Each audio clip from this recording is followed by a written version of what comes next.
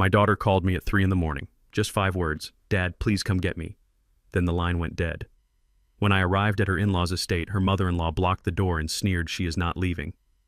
I did not argue. I did not beg. I got back into my truck and rammed their $20,000 iron gate until it twisted off its hinges. When I found my daughter unconscious on the bathroom floor with needle marks on her arms, my blood did not just boil. It turned to ice. And that was the moment I decided I was not just taking my daughter home. I was going to buy their entire legacy just to burn it to the ground. My name is Cornelius Jefferson. I am 68 years old. To my neighbors, I am just a retired contractor who drives a 10-year-old pickup truck and spends too much time tending to his lawn. They see an old black man who keeps his head down. They do not know about the shell companies. They do not know about the logistics empire I built from a single van. And they certainly do not know that I could buy their entire subdivision with the cash I keep in my floor safe. I keep it quiet because I wanted my daughter Zoe to find a man who loved her for her heart, not her father's wallet. I thought she had found that with Blake Worthington. I was wrong. The red numbers on my bedside clock read 3:03 a.m. when the phone rang. It wasn't a normal ring. It felt like an alarm. I fumbled for the receiver, my heart already hammering a warning rhythm against my ribs. Dad! Her voice was a ghost of the vibrant girl I raised. It was thick, slurred, and terrified. Dad, please come get me. They won't let me. Then there was a sound. The distinct, sickening thud of a phone being slapped out of a hand, a man's voice in the background, muffled but angry. Then silence. I did not say hello.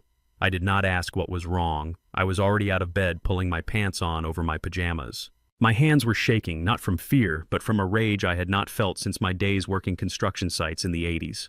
I checked the GPS tracker I had installed on her phone years ago. It was a precaution she used to roll her eyes at calling me paranoid. Now that blue dot pulsing at the Worthington estate was the only thing keeping me sane. I grabbed my keys. I walked past the gun safe. I hesitated for a fraction of a second. No, not tonight. If I took a weapon, I would use it, and then I would be no good to Zoe from a prison cell.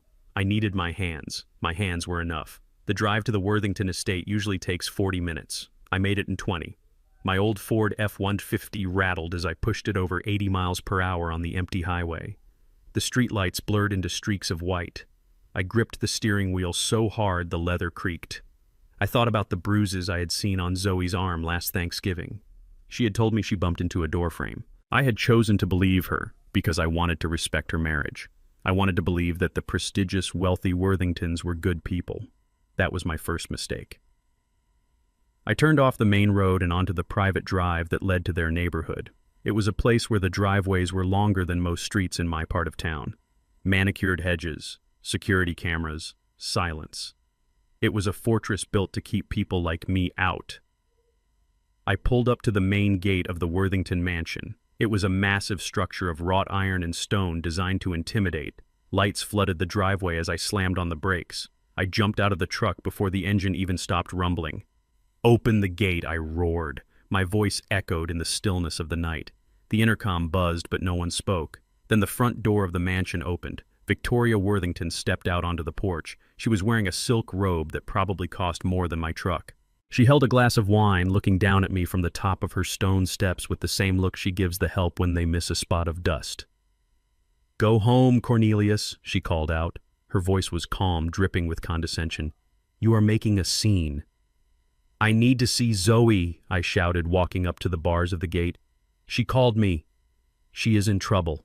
Victoria took a slow sip of her wine. She laughed, a dry, humorless sound. Zoe is having another one of her episodes. She is hysterical. Blake is trying to calm her down. She is sleeping now. Open this gate, Victoria. This is your last warning.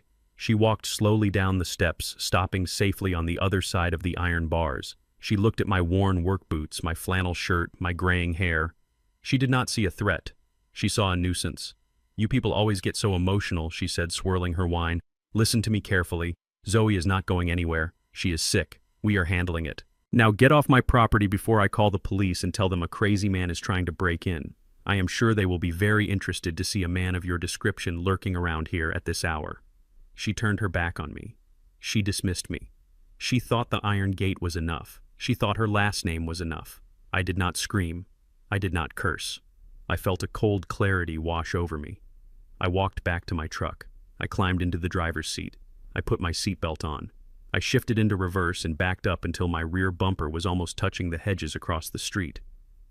Victoria stopped halfway to the door. She turned around, frowning. "What are you doing?"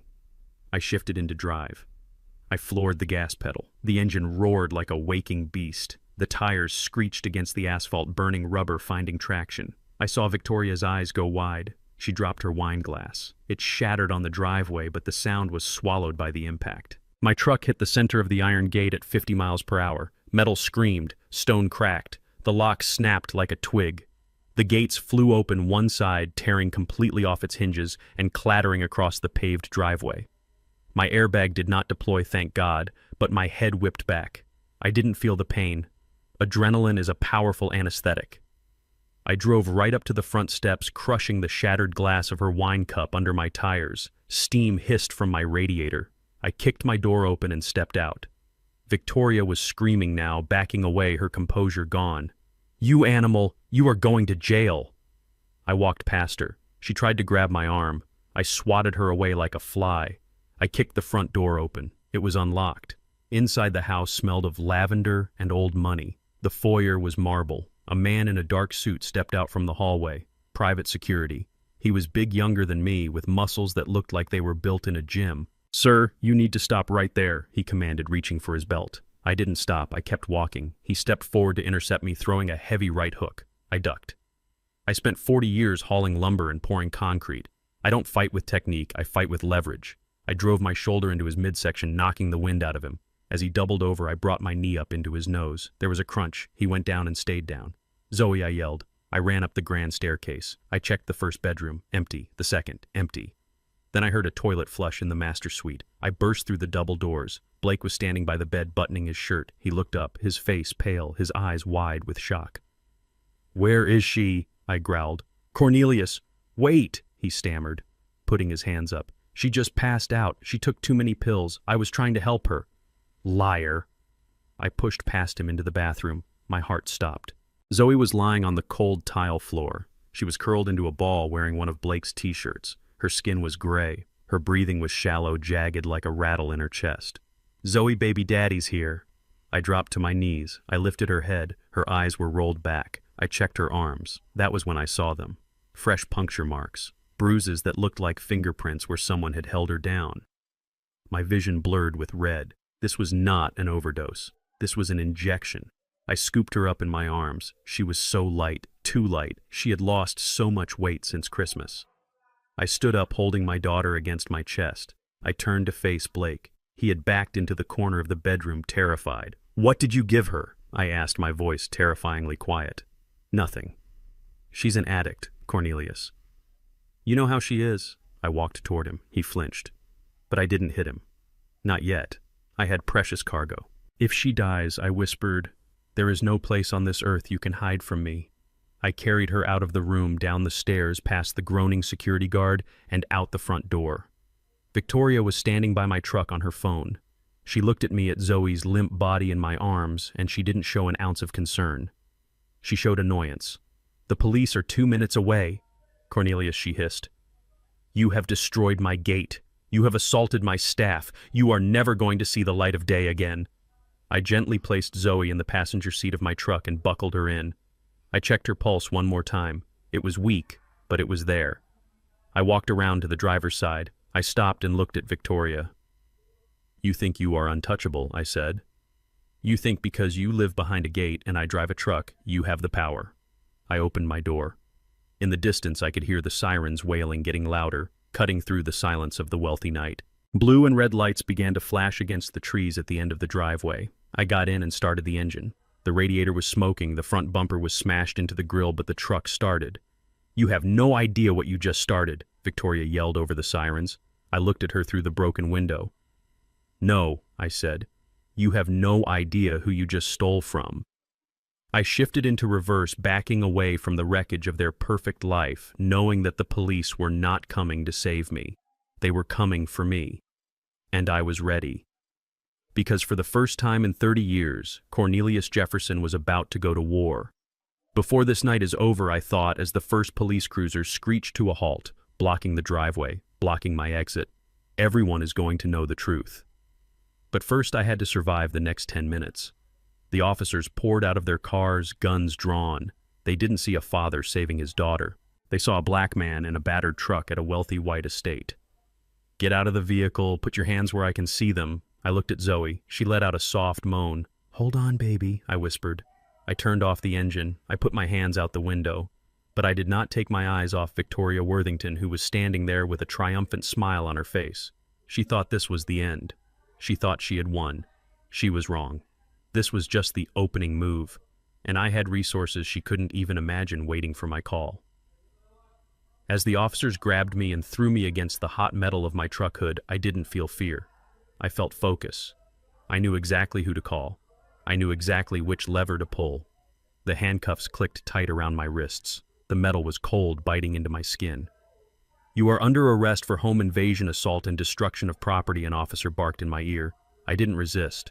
I let them shove me into the back of the cruiser. I watched through the wire mesh as paramedics finally approached my truck to look at Zoe.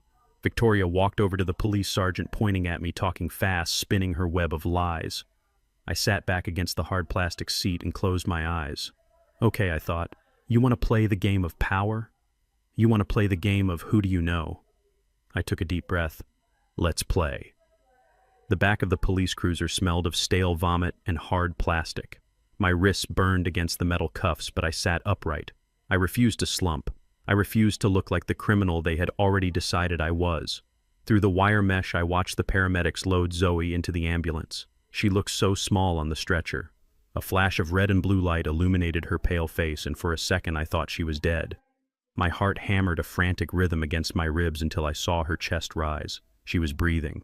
That was all that mattered. The drive to the precinct was fast and silent. The officers in the front seat didn't speak to me. They didn't ask for my side of the story. To them, the narrative was written in stone the moment they arrived at the Worthington estate. A wealthy white family, a gated community, a black man in a work truck who had smashed through their property. It didn't matter that I had built half the schools in this county. It didn't matter that my tax returns had more zeros than their badge numbers. In that car, I was just a violent intruder. When we arrived at the station, they pulled me out with unnecessary force. One officer, a young man with a buzz cut, gripped my arm tight enough to bruise. "Watch your head," he said, shoving me down into the booking room chair. He wasn't being helpful. He was establishing dominance. I didn't resist. I didn't give them the satisfaction of a struggle. I gave them my name. I gave them my address. When they asked for my occupation, I said retired. The sergeant behind the desk scoffed. Retired from what? Breaking and entering, I looked him in the eye. He was a man who had likely spent his whole life feeling small, and now he had a badge and a gun and a chance to feel big. "Retired from building the precinct you are sitting in?" I said calmly. He stopped typing. He looked at me, really looked at me for the first time. Then he sneered and went back to his computer, put him in holding. They took my belt. They took my shoelaces. They took my dignity piece by piece and locked it away in a plastic bag. Then they shoved me into a cell that smelled of urine and despair. The heavy steel door slammed shut with a sound that echoed in the hollow of my stomach. I sat on the cold concrete bench. The cell was empty, save for a drunk sleeping in the corner. I leaned my head against the cinder block wall and closed my eyes. The adrenaline was fading, replaced by a cold, aching clarity. My mind drifted back 3 years, to the day Zoe told me she was marrying Blake. We were sitting on my back porch drinking iced tea. She was glowing. "Dad. He is different," she had said. "He comes from a good family. They are important people." I had tried to warn her. I told her that important people often think they are above the rules. I told her that money doesn't make a man good, it just makes him loud. But she was in love. She saw a prince. I saw a man who never looked me in the eye when he shook my hand. A man who made small jokes about my truck, about my neighborhood jokes that were wrapped in a smile but cut like a razor. I remembered the Thanksgiving dinner last year. Blake had snapped at Zoe for spilling gravy on the tablecloth. It was a small thing. A flash of anger that disappeared as quickly as it came. But I saw the way Zoe flinched. I saw the way she looked down, whispering an apology to a man who should have been laughing it off. I should have intervened then. I should have flipped the table and dragged him outside. But I didn't. I respected her choices. I respected her marriage. I was a fool. A father's job isn't to respect a marriage that is killing his child. A father's job is to protect her even from herself. I had failed her. I had let my little girl walk into a house of wolves because I didn't want to seem like the overprotective, angry father. I sat in that cell and let the guilt wash over me. It was heavier than the concrete walls. Hours passed. The drunk in the corner woke up, vomited, and went back to sleep. Morning light began to creep through the high barred window. I waited for the arraignment. I waited for the chance to post bail. I had the cash. I could buy my freedom 10 times over. But no one came. Around noon, the door buzzed open. A guard called my name. Jefferson, lawyer. They led me to a small consultation room. Samuel Diggs was waiting for me. Samuel has been my attorney for 20 years. He is the only person on earth besides me who knows the full extent of my assets. He stood when I entered, his face a mask of controlled professional rage. He didn't offer a handshake. He pointed to the chair. "Sit down, Cornelius." I sat. "Where is the bail bondsman?" I asked. "There is no bail." Samuel said, his voice tight. "The judge denied it." "Denied it. On what grounds? I have no prior record. I am a homeowner." "On the grounds that Conrad Worthington played golf with the judge last Sunday," Samuel said, opening his briefcase. "They are charging you with aggravated assault with a deadly weapon. They are claiming the truck was the weapon. They say you tried to run Victoria over. Conrad is pushing for attempted murder." I laughed. It was a dry, harsh sound. Of course he is. He wants to bury me under a mountain of legal fees and prison time so I can't look for Zoe. "Where is she?" I asked. "She is in a private facility," Samuel said. "St. Jude's Behavioral Health. It is a high-security rehab center in the mountains. Conrad got an emergency medical guardianship order signed this morning. He claimed Zoe is a danger to herself and others due to drug psychosis. They have her on a 72-hour hold, Cornelius. No visitors, no phone calls." My hands clenched into fists on the metal table. They locked her away. They drugged her, beat her, and now they locked her away to hide the evidence. "This isn't a legal battle, Samuel," I said quietly. "This is a siege." "Conrad thinks he has won," Samuel said. "He thinks you are just a blue-collar guy with a temper. He doesn't know about the holdings. He doesn't know about the liquid capital. He is going to learn," I said. I leaned forward. "Samuel, do you have the red binder?" Samuel nodded. He knew what I was asking. The red binder contained the protocols for the Black Fund. It was a war chest I had started building the day Zoe was born. Money that didn't exist on public records. Money that could move mountains, or destroy them. "Activate it," I said. Samuel paused. "Cornelius, if we do this, we are declaring total war. We will be burning cash at a rate that would make a bank nervous. We are talking about hostile takeovers. We are talking about buying debt. I don't care, I cut him off. I want you to buy everything. Find out who holds the mortgage on the Worthington estate. Buy it. Find out who holds the notes on Blake's car, on Victoria's credit cards, on Conrad's country club membership. Buy it all." I looked Samuel in the eye. "They took my daughter. They took my freedom. I am going to take their world. I want to own the air they breathe. By the time I get out of this cell, I want to be their landlord, their banker, and their worst nightmare." Samuel closed his briefcase. The click of the latch sounded like a gunshot. "I will make the calls," he said. He stood up and knocked on the door for the guard. Before he left, he looked back at me. "Conrad Worthington spent 40 years building a reputation," Samuel said. "It is going to take us about 40 minutes to buy it." I leaned back in my chair. For the first time since the phone rang at 3:00 a.m., I felt a sense of calm. It was the calm of a man who knows he has the biggest gun in the room and he just took the safety off. They wanted to use the system against me. They wanted to use their power to crush the little guy. They were about to find out that the little guy owned the bank that built their pedestal. "Get me out of here, Samuel," I said. "I have a daughter to save." The sun outside the precinct was blinding. It felt like an insult. I walked out of the heavy steel doors, my shoelaces back in my boots, my wallet back in my pocket, but I did not feel free. Samuel was waiting for me by his black sedan. He did not smile. He held out a piece of paper. It was a temporary restraining order. Conrad Worthington had been busy while I sat in a cell. The order was comprehensive. I was to stay 500 yards away from Zoe, Worthington, Blake Worthington, and their residence. I was forbidden from contacting them by phone, email, or third party. If I violated it, I would go straight back to jail and there would be no bail this time. I crumpled the paper in my fist. They were using the law as a shield to hide their crime. "Where is she, Samuel?" I asked. "St. Jude's," he replied.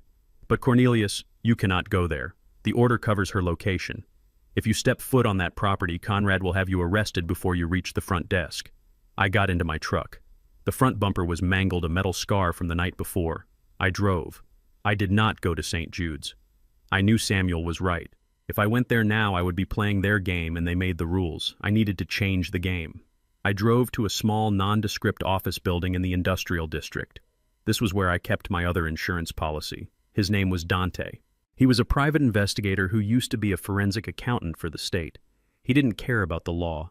He cared about the truth as long as the check cleared. I walked into his office. Dante was sitting behind a desk covered in files. He looked up, his eyes tired but sharp. "I heard you had a busy night, Cornelius," he said. I sat down. "Tell me you found something, Dante. Tell me why they are holding my daughter hostage." Dante slid a manila folder across the desk. I opened it. The first thing I saw was a medical intake form from St. Jude's Behavioral Health. The date was from this morning. Diagnosis: severe opioid use disorder, acute psychosis. My hands shook. I read further. The report claimed Zoe had been using heroin for 2 years. It claimed she had a history of self-harm. It claimed she was delusional and violent. "It is a lie," I said, my voice low. "Zoe is afraid of needles. She faints when she gets a flu shot. She drinks 1 glass of wine at Christmas. She is not a junkie." "Look at the signature," Dante said. I looked. Dr. Eris Thorne. I didn't recognize the name. "Thorne is on the Worthington payroll," Dante explained. "He is a concierge doctor for the wealthy. He signs what they pay him to sign. But look at the toxicology screening attached to the back. This is the real one. I have a source in the lab." I flipped the page. The official report said heroin. The real lab results, the ones Dante had intercepted, told a different story. There were no opioids in her system. None. But there were massive levels of haloperidol and lorazepam. I looked up at Dante. "They are tranquilizers," he said. "Antipsychotics and sedatives. They are not treating an addiction, Cornelius. They are chemically lobotomizing her. They are keeping her sedated so she cannot speak. They are keeping her in a twilight state so she cannot tell anyone what happened last night." I felt a cold rage settle in my stomach. It was heavier than the anger from the night before. This was not heat. This was ice. They were erasing my daughter. They were turning her into a vegetable to cover their tracks. Why, I asked. Why go to this length? Why not just divorce her? Why destroy her? Dante reached for a second folder. This one was thicker. "Because of this," he said. He opened the file. It was a financial autopsy of Blake Worthington. On the surface, Blake was a successful investment banker. He wore $5,000 suits. He drove a Porsche. He lived in a mansion. But the papers in front of me showed the rot beneath the gilding. "Blake is broke," Dante said bluntly. "He is not just broke. He is underwater. He has been leveraging his assets for 5 years to cover bad trades. He lost $2 million on crypto. He lost another $3 million on a failed tech startup. I flipped through the bank statements, red ink everywhere, overdraft fees. But that is not the worst part." Dante continued. "He drained the trust fund." I stopped. My breath caught in my throat. "When my wife died, she left a trust for Zoe. It was substantial, enough to ensure Zoe would never have to work if she didn't want to. It was supposed to be untouchable. It is gone, Cornelius. All of it. Blake forged her signature on withdrawal requests for the last 18 months. He emptied it to pay margin calls. I felt sick. My wife's legacy, the security I had built for my daughter, stolen by a man who smiled at me across the dinner table. But even that wasn't enough, Dante said. He pointed to a document at the bottom of the stack. It was a loan agreement, but not from a bank. It was a promissory note from a shell company registered in the Cayman Islands. He borrowed $5 million from the cartel, Dante said, or at least people who lend money with the same terms as the cartel. High interest, short repayment window, and severe penalties for default. I looked at the date. The loan was due in 2 weeks. He doesn't have the money, I said. No, Dante agreed. He has nothing. His parents, Conrad and Victoria, they are asset rich, but cash poor. Their money is tied up in trusts and properties they cannot liquidate quickly without raising red flags. So why keep Zoe? I asked. If she has no money left, why keep her? Dante pulled out a map. It was a survey map of the downtown district. He circled a large plot of land near the waterfront. Because of this, Dante said, the old lumber yard. I nodded. I knew it well. I had bought that land 30 years ago when it was worthless industrial waste. I had cleaned it up. I had put the deed in Zoe's name as a wedding present. I told her to keep it. I told her it was her safety net. Developers just got approval for a new stadium 3 blocks away, Dante said. That land is now worth $10 million. Blake knows it. He has a buyer lined up. A cash buyer. I stood up. The chair scraped loudly against the floor. He needs her to sell it, I realized. He needs her signature, Dante corrected, but Zoe refused. I found emails on Blake's server. He has been pressuring her to sell for months. She told him no. She told him it was her father's gift. So he needs her incapacitated, I said, finishing the thought. Exactly. If Zoe is declared mentally incompetent, if she is committed to a long-term facility for severe drug addiction and psychosis, control of her assets transfers to her spouse.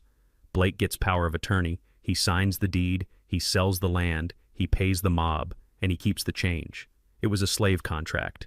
They weren't just silencing her, they were enslaving her. They were stripping her of her mind, her voice, and her property to pay for his sins. They were going to lock her away in a drugged haze for the rest of her life, or until she conveniently overdosed just so Blake could keep playing the rich man.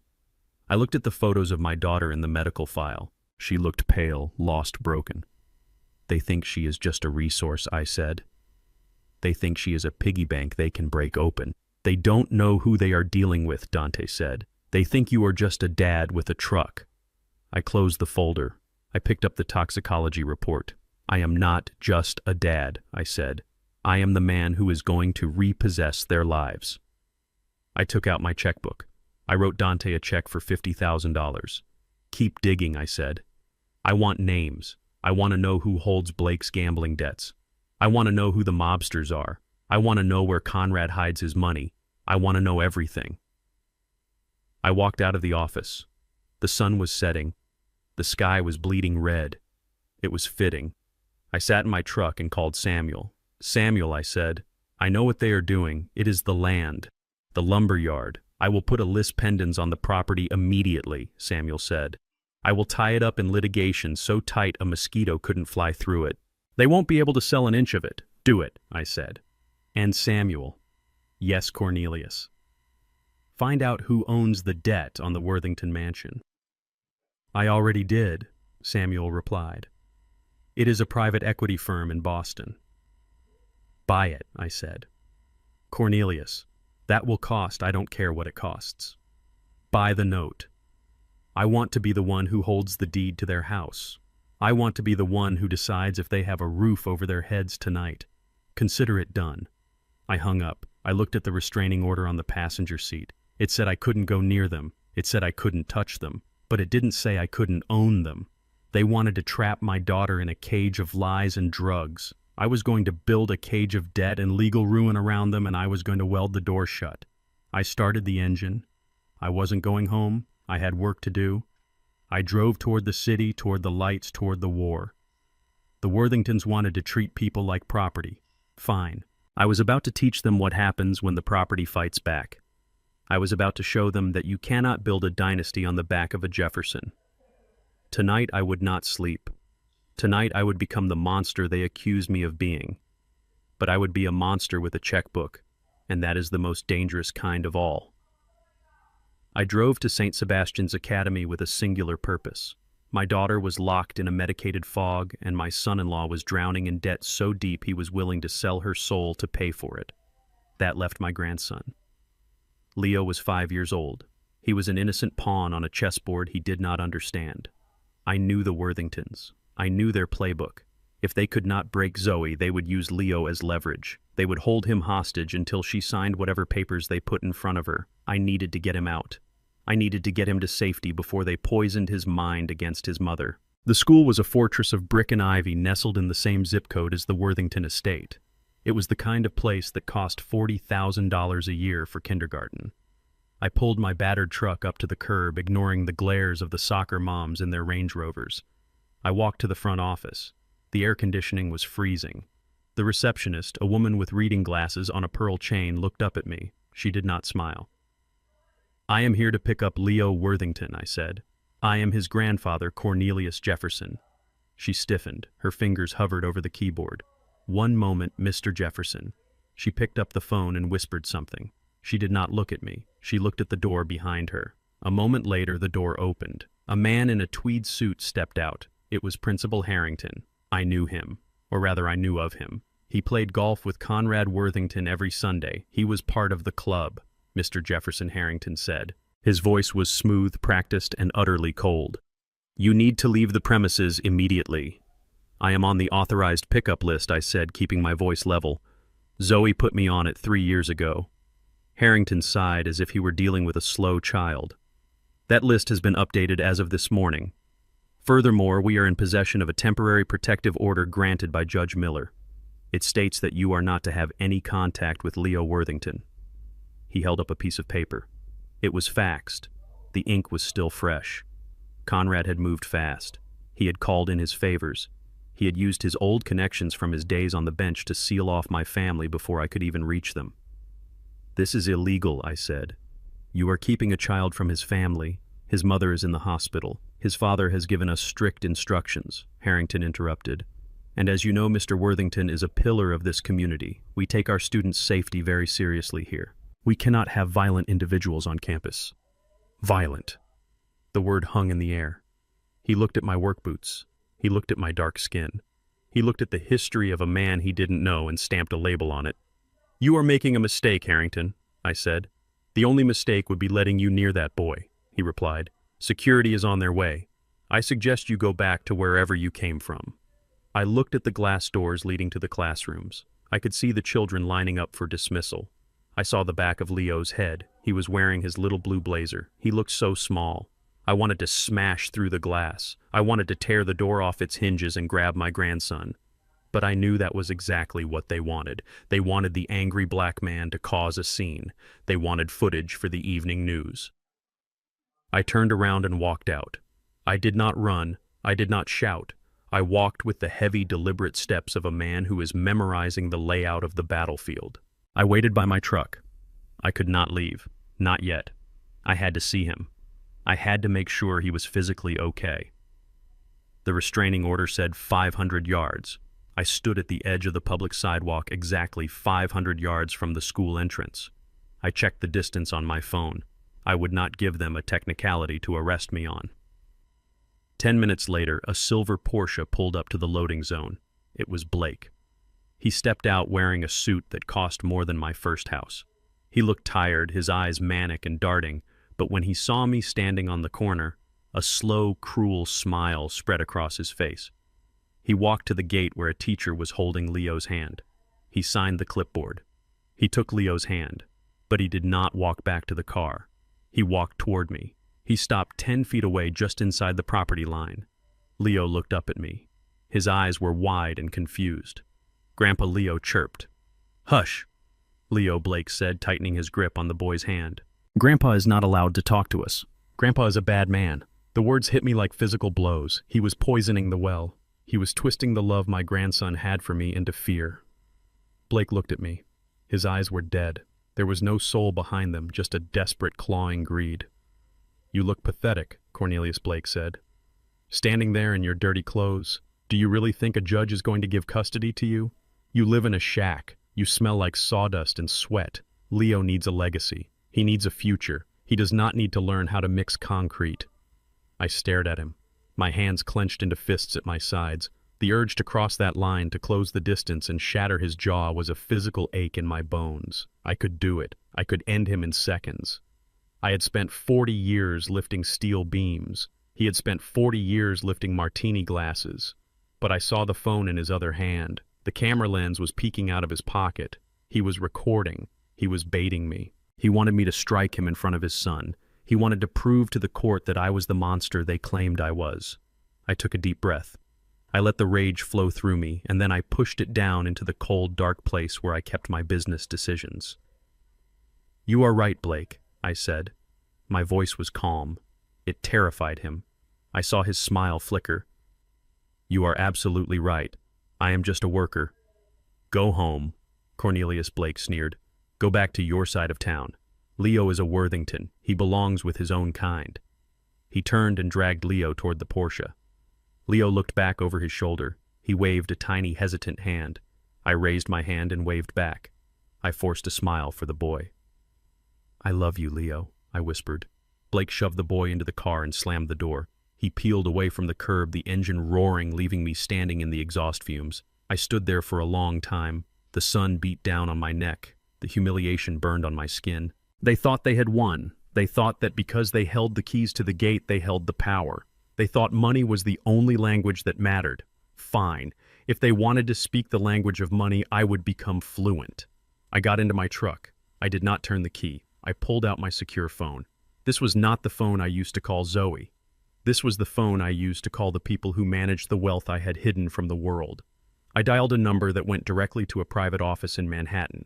It was the personal line of Arthur Sterling, the CEO of Sterling & Finch Private Bank. I wasn't just a client. I was the majority shareholder. I had bailed the bank out during the 2008 crash with liquid capital when everyone else was insolvent. They answered to me. Cornelius Arthur answered on the first ring. "It is rare to hear from you during trading hours. Is everything all right?"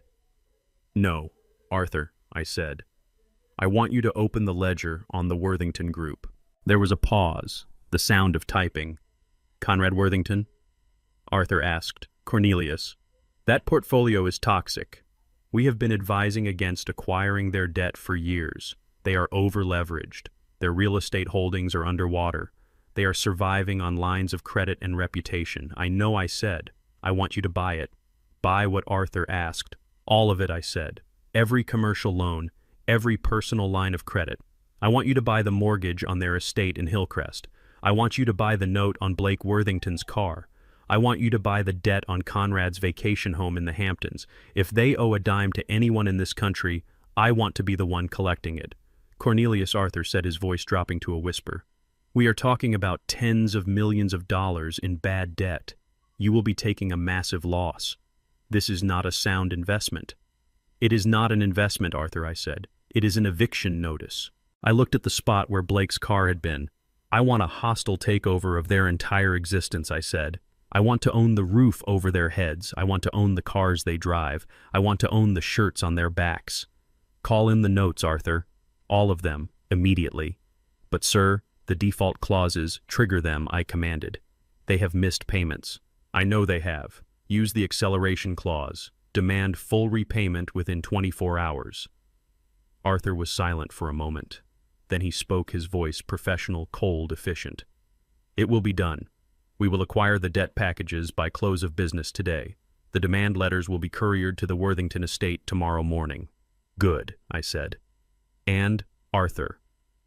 "Yes, Cornelius, freeze their access to any new credit. Flag them as high risk.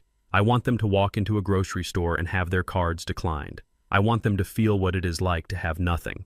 "Understood." I hung up the phone.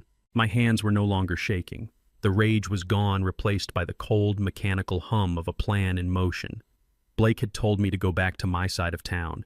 He didn't realize that my side of town owned his side of town. He didn't realize that the dirt under my fingernails was worth more than his entire bloodline. I started the truck. The engine rumbled a deep, angry sound. "Enjoy your night in the mansion." "Blake," I said to the empty air, "it is the last one you will ever have." I put the truck in gear. I wasn't going home to cry. I was going to prepare. Tomorrow the repo men were coming, and I was going to be leading the parade. The grand ballroom of the Ritz-Carlton was a sea of black ties and designer gowns. It smelled of expensive perfume and desperation. The Worthingtons were hosting their annual charity gala, an event they titled the Foundation for Family Recovery. It was a masterclass in hypocrisy. Ostensibly, they were raising money for addiction treatment centers.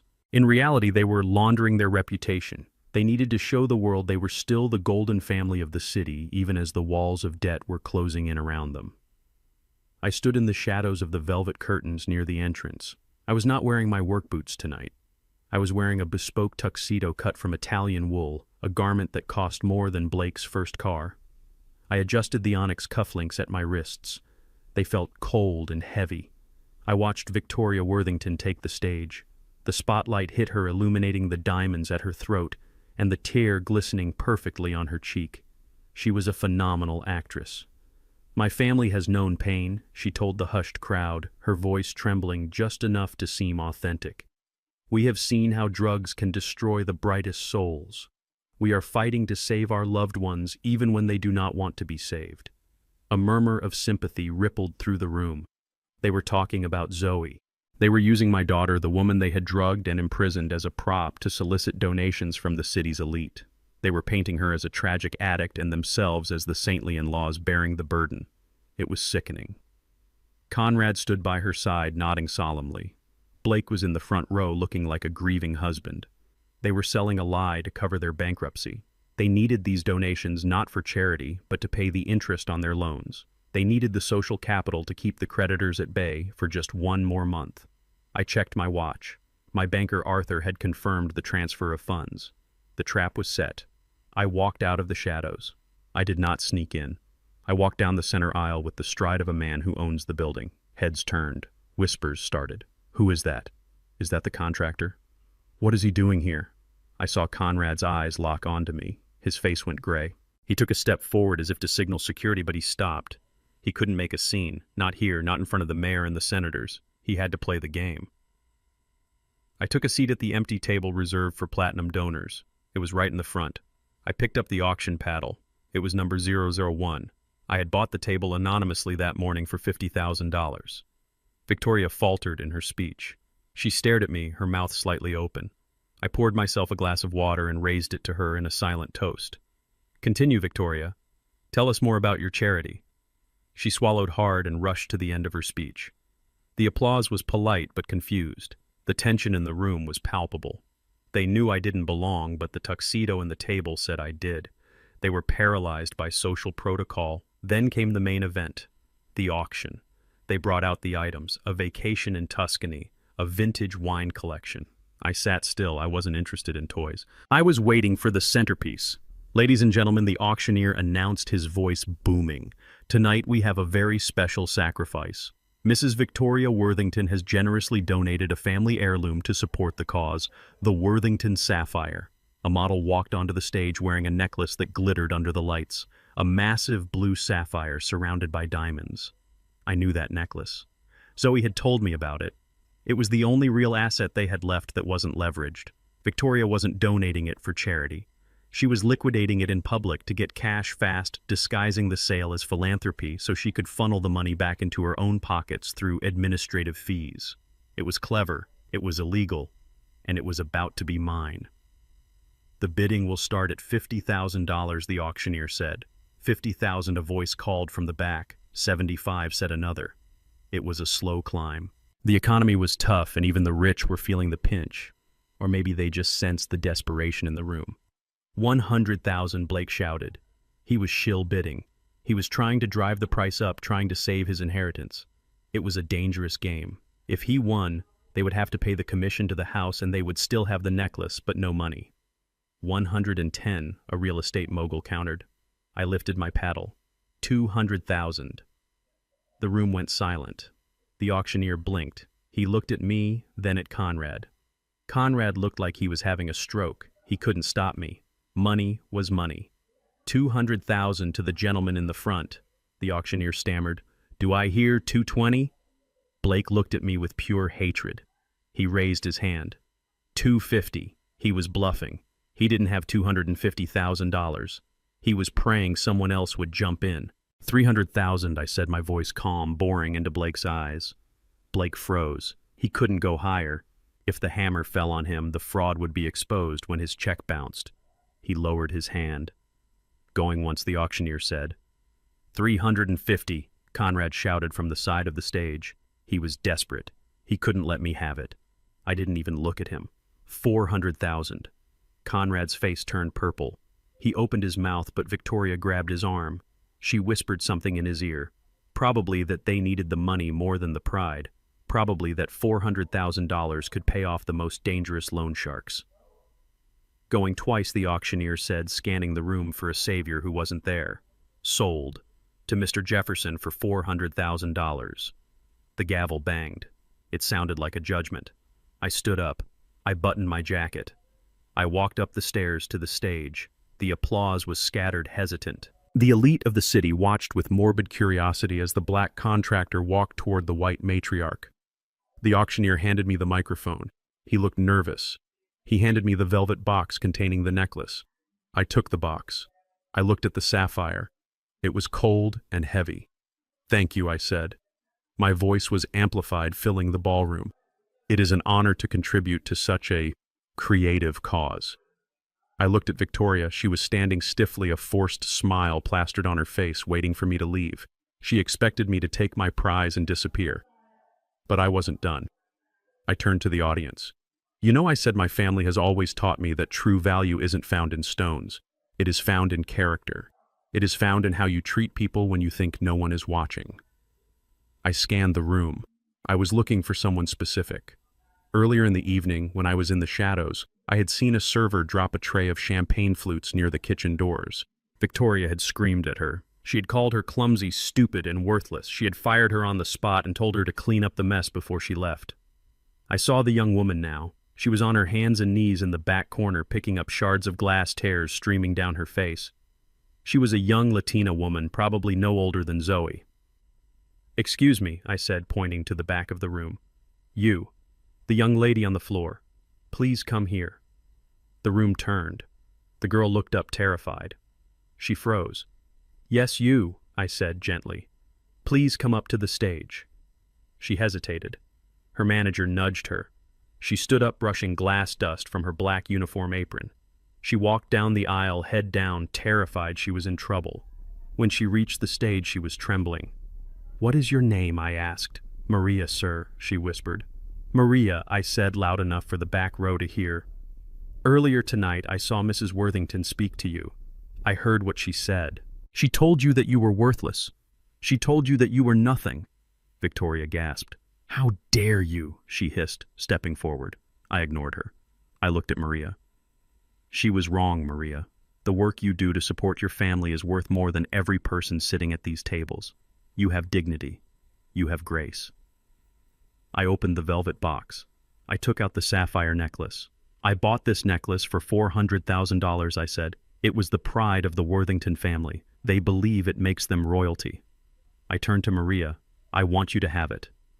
A collective gasp sucked the air out of the room. Someone dropped a glass. Sir Maria stammered. "I cannot." "Yes, you can," I said. I fastened the heavy clasp around her neck. The diamonds sparkled against her simple black uniform. "It is yours," I said. "Sell it, pay for school, buy a house, start a business. Do whatever you want with it, but never let anyone tell you that you are worth less than them." I turned to Victoria. Her face was a mask of absolute horror. She was watching her family legacy, her financial lifeline, hanging around the neck of the girl she had fired. "You wanted to sell your heritage to save your skin, Victoria," I said off the microphone, but loud enough for her to hear. "Now you can watch it walk out the door." I looked at Maria. "Go," I said. "Run. Do not look back." Maria looked at me, tears welling in her eyes again, but this time they were different. "Thank you," she mouthed. Then she turned and ran down the stairs, clutching the necklace, running toward the exit, running toward a new life. I dropped the microphone. It hit the floor with a deafening thud. I walked past Conrad. He was clutching his chest. I walked past Blake. He was staring at the floor, defeated. I walked down the aisle through the silent crowd. No one stopped me. No one said a word. They parted like the Red Sea. I walked out into the cool night air. I had just spent $400,000 to make a point. It was a lot of money. But seeing the look on Victoria Worthington's face when she realized she had been bested by the help that was priceless. And I still had the receipt. The gala was over. But the night was young. I got into my truck. Now I said to myself, let's go get my daughter. The gala was a victory, but it was a hollow one. I had humiliated Victoria Worthington, but I still did not have my daughter. The adrenaline from the auction faded as soon as I got back into my truck, leaving a cold, hard knot of fear in my stomach. Dante had sent the coordinates to my secure phone. St. Jude's Behavioral Health was not a hospital. It was a fortress of solitude buried deep in the Cascade foothills, miles away from cell towers and prying eyes. I drove through the night. The road turned from pavement to gravel, winding up into the dense pine forest. The facility appeared out of the darkness like a specter. It was a sprawling, brutalist structure of concrete and glass surrounded by a 12-foot fence topped with razor wire. They called it a retreat for the troubled wealthy. I looked at the perimeter lighting and the guard towers and I knew exactly what it was. It was a prison for inconveniences. It was where the elite stashed the wives who knew too much and the children who embarrassed them. I parked my truck a mile down the road in a logging turnout. I sat in the dark and watched the facility through my binoculars. I saw armed patrols. I saw electronic keypads. If I tried to ram this gate, I would be shot before I reached the front door. Conrad Worthington had learned his lesson.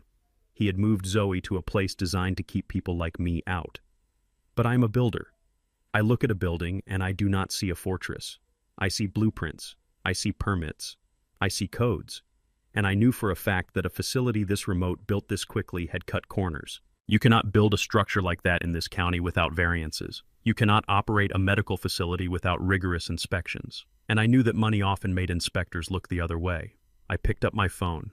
I did not call my lawyer. I called Sheriff Miller.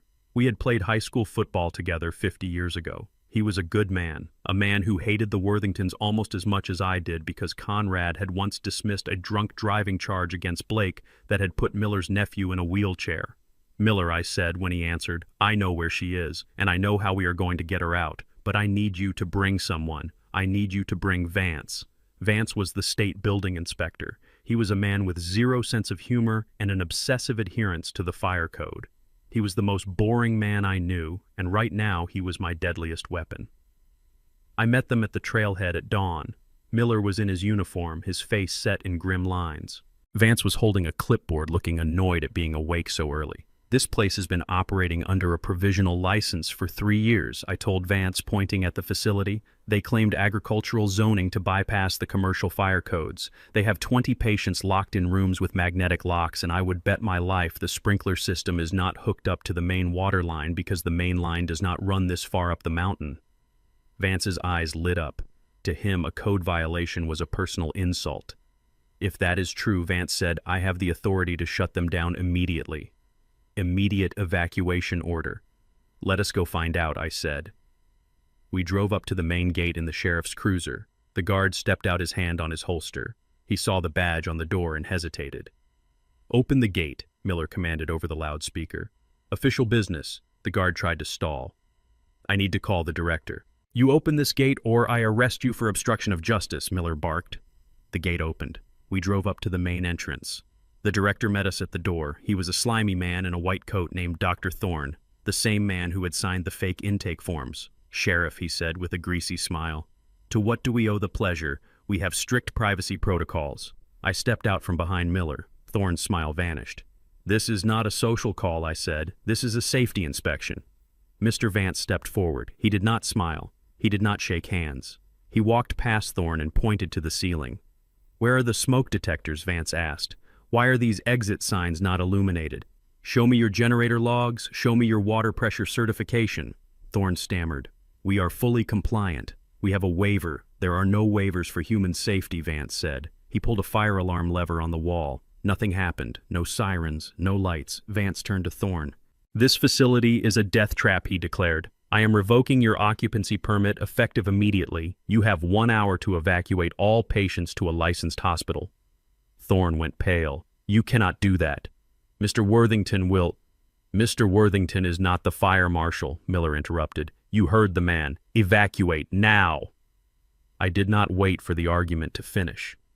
While Thorne was distracted by the bureaucracy of his own negligence, I slipped past the reception desk. I grabbed a key card from the counter. I knew the layout. Dante had found the schematics. The high security wing was in the basement. I ran down the stairs. The air got colder. The smell of antiseptic was overpowering. It covered up the smell of urine and fear. I walked down the hallway, checking the small windows and the heavy steel doors. Room 101, empty. Room 102, an old man rocking back and forth. Room 103, I looked inside. Zoe was there. She was strapped to a bed in the center of the room. Her wrists were bound with leather cuffs. There was an IV drip connected to her arm. Her eyes were open, but they were glassy, staring at the ceiling without seeing it. She looked like a broken doll. I swiped the keycard. The light turned red. Access denied. I didn't care. I stepped back and kicked the lock mechanism. It sparked but held. I kicked it again, putting every ounce of my rage into the blow. The plastic casing shattered. I jammed my pocket knife into the exposed wires and twisted. The door clicked and slid open. "Zoe," I whispered, rushing to her side. She did not react. She did not blink. I ripped the IV out of her arm. I didn't care about being gentle. I cared about getting the poison out of her veins. I fumbled with the straps on her wrists. They were tight, digging into her skin. Her arms were purple and bruised. "What did they do to you?" I choked out, tears stinging my eyes. I got one strap loose, then the other. I pulled her up into a sitting position. She slumped against me, her head lolling on my shoulder. She was drooling slightly. "Dad," she mumbled. Her voice was thick, like her tongue was too big for her mouth. "Dad, is that you?" "I am here, baby," I said, lifting her into my arms. "I am here." "You have to leave," she slurred. "They will hurt you. Nobody is going to hurt us ever again," I promised. I carried her out into the hallway. 2 orderlies appeared at the end of the corridor. They were big men used to manhandling sedated patients. "Hey," one of them shouted. "Put her down!" I kept walking toward them. I was carrying my daughter, but I felt light. I felt unstoppable. "Get out of my way," I warned. They hesitated. They saw the look in my eyes. They saw a father who had already destroyed a gate and bought a bank. They decided they did not get paid enough to die today. They stepped aside. I carried Zoe up the stairs and into the lobby. Vance was writing citations. Miller was handcuffing Thorne. "I have her," I announced. Miller looked at Zoe's condition and his jaw tightened. "Get her to the car," Cornelius Miller said. "I will handle this trash." I walked out into the sunlight. I put Zoe in the passenger seat of my truck, which I had retrieved after the raid. I buckled her in. I wrapped my jacket around her shivering shoulders. As we drove away from that house of horrors, Zoe started to cry. It was a low, keening sound of pure anguish. "They made me sign," she wept. "They held my hand and made me sign the papers. They took the land, Dad." "We will get it back," I said, gripping the wheel. "No," she whispered. "It is worse. Dad, you have to listen." "I am listening, baby." "Blake," she said, her voice suddenly clear, terrified. "Blake was driving the car." "What car?" "The night of the accident," she said. "The girl who died on Route 9. It was not a hit and run, Dad. Blake hit her. He was drunk. He called his father. Conrad came. They moved the body." I slammed on the brakes, pulling onto the shoulder of the gravel road. Dust swirled around us. "Say that again," I commanded. "They moved her to the driver's seat of her own car." Zoe sobbed. "They made it look like she swerved into a tree. But Blake hit her." "I was in the passenger seat, Dad. I saw it. They told me if I ever told anyone, they would kill me. That is why they locked me up. I threatened to go to the police."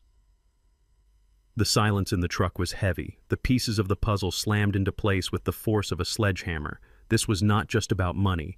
It was not just about land. This was about a murder cover-up. They had imprisoned my daughter, drugged her, and driven her insane, not just to steal her inheritance, but to keep her from sending Blake to prison for vehicular manslaughter. I looked at my daughter.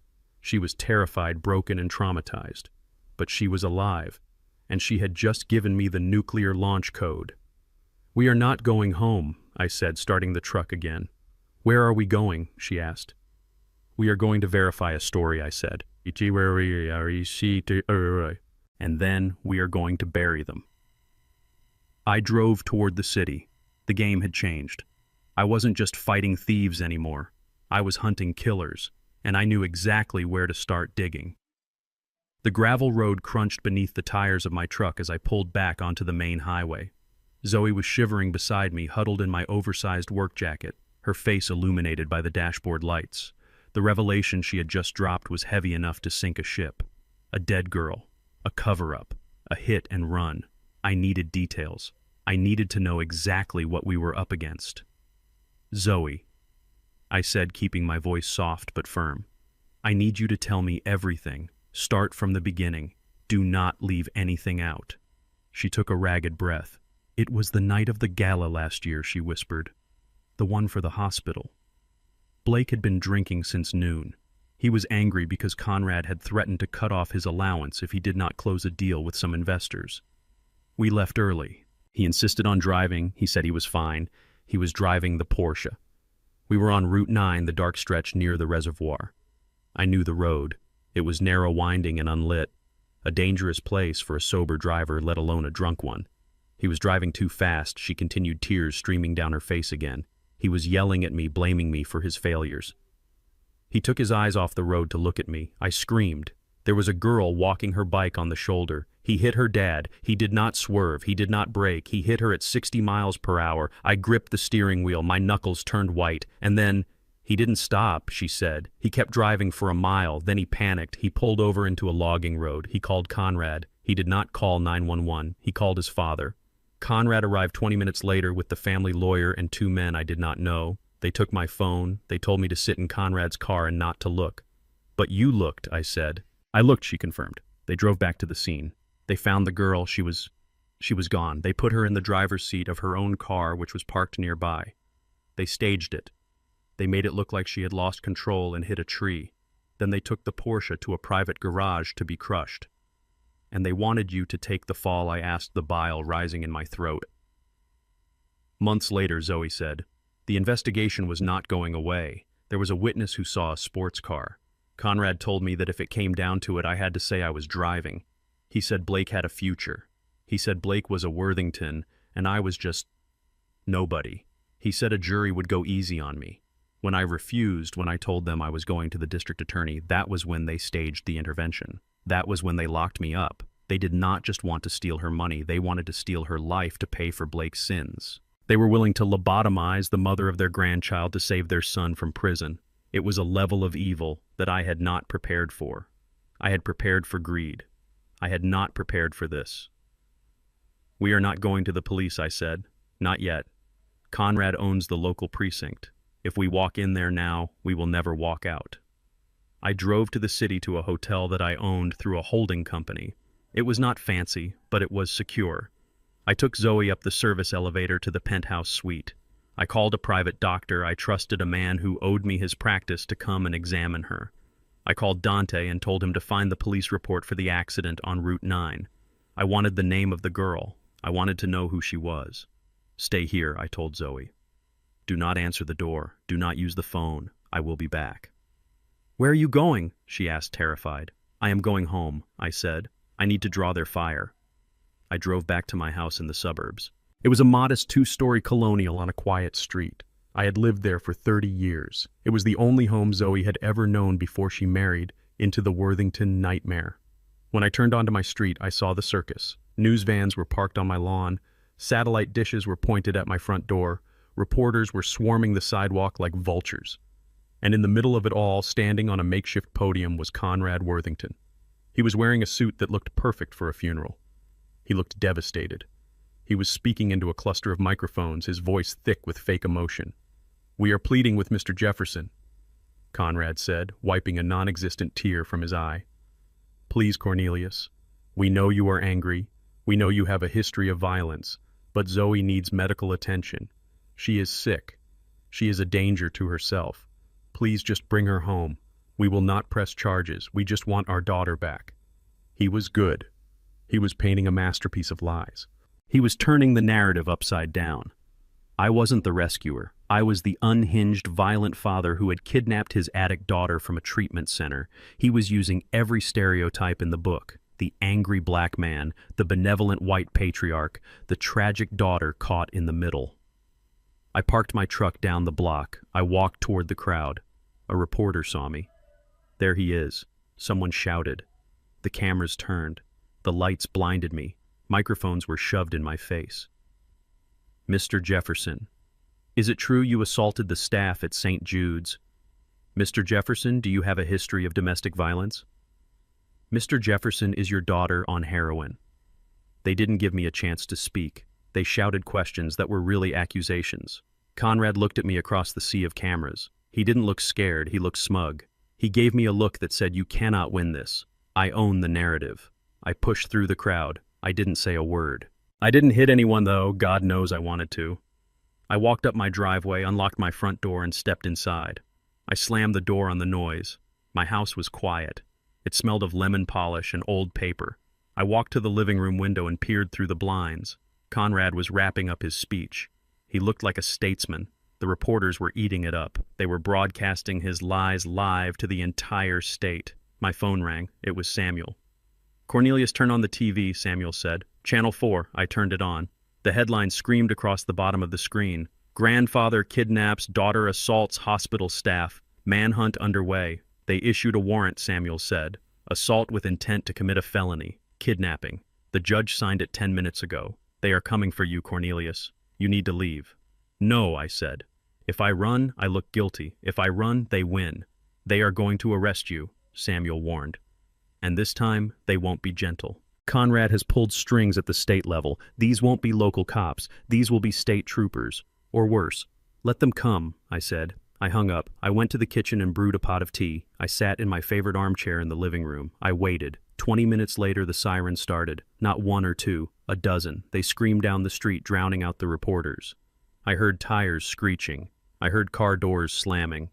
Then came the bullhorn. Cornelius Jefferson. This is the state police. Come out with your hands up. I took a sip of tea. I did not move. Seconds later, my front door exploded inward. They didn't even try the handle. A battering ram turned my oak door into splinters. Men in tactical gear swarmed into my living room. They had assault rifles. They had shields. They looked like they were invading a foreign country, not arresting a 68-year-old grandfather. Get on the ground. Do it now. I set my teacup down on the coaster. I slowly lowered myself to the carpet. I put my hands behind my head. They were on me instantly. A boot slammed into my back, driving the air from my lungs. A knee pressed my face into the rug. They zip-tied my wrists so tight my fingers went numb. Clear, shouted one. No sign of the girl, shouted another. They hauled me up and threw me onto the sofa. A man in a suit walked in. He wasn't in uniform. He wore a trench coat and a sneer. I recognized him. Detective Vance. He was known in the neighborhood. He was known for solving cases by finding evidence that wasn't there before. He was Conrad's fixer with a badge. Where is she? Cornelius Vance asked, leaning into my face. I stared at him. I said nothing. Have it your way, Vance said. Boys tear this place apart. Look for drugs. Look for weapons. Look for anything that tells us where he took her. They destroyed my home. They ripped the cushions off the sofa. They pulled the books off the shelves. They smashed my wife's vase collection. It wasn't a search. It was a punishment. Vance stood by the fireplace watching. He caught the eye of a uniformed officer near the kitchen. He gave an almost imperceptible nod. The officer, a young guy with nervous eyes, reached into his pocket. He pulled out a clear plastic bag filled with white powder. He walked over to my recliner, the one I had just been sitting in. He knelt down. He pretended to look under the cushion. When he pulled his hand back, the bag was in it. Sarge, the officer shouted. I found something. Vance walked over. He picked up the bag with a gloved hand. He held it up to the light. Well, well, Vance said, looking at me with a mock expression of disappointment. Heroin. A lot of it. Looks like we found the source of your daughter's addiction, Cornelius. Looks like you are not just a kidnapper. You are a dealer. My heart should have been racing. I should have been screaming that it was a plant. I should have been begging them to believe me. But I sat there calm as a frozen lake. I watched Vance bag the evidence. I watched them high-five each other with their eyes. They thought they had nailed me.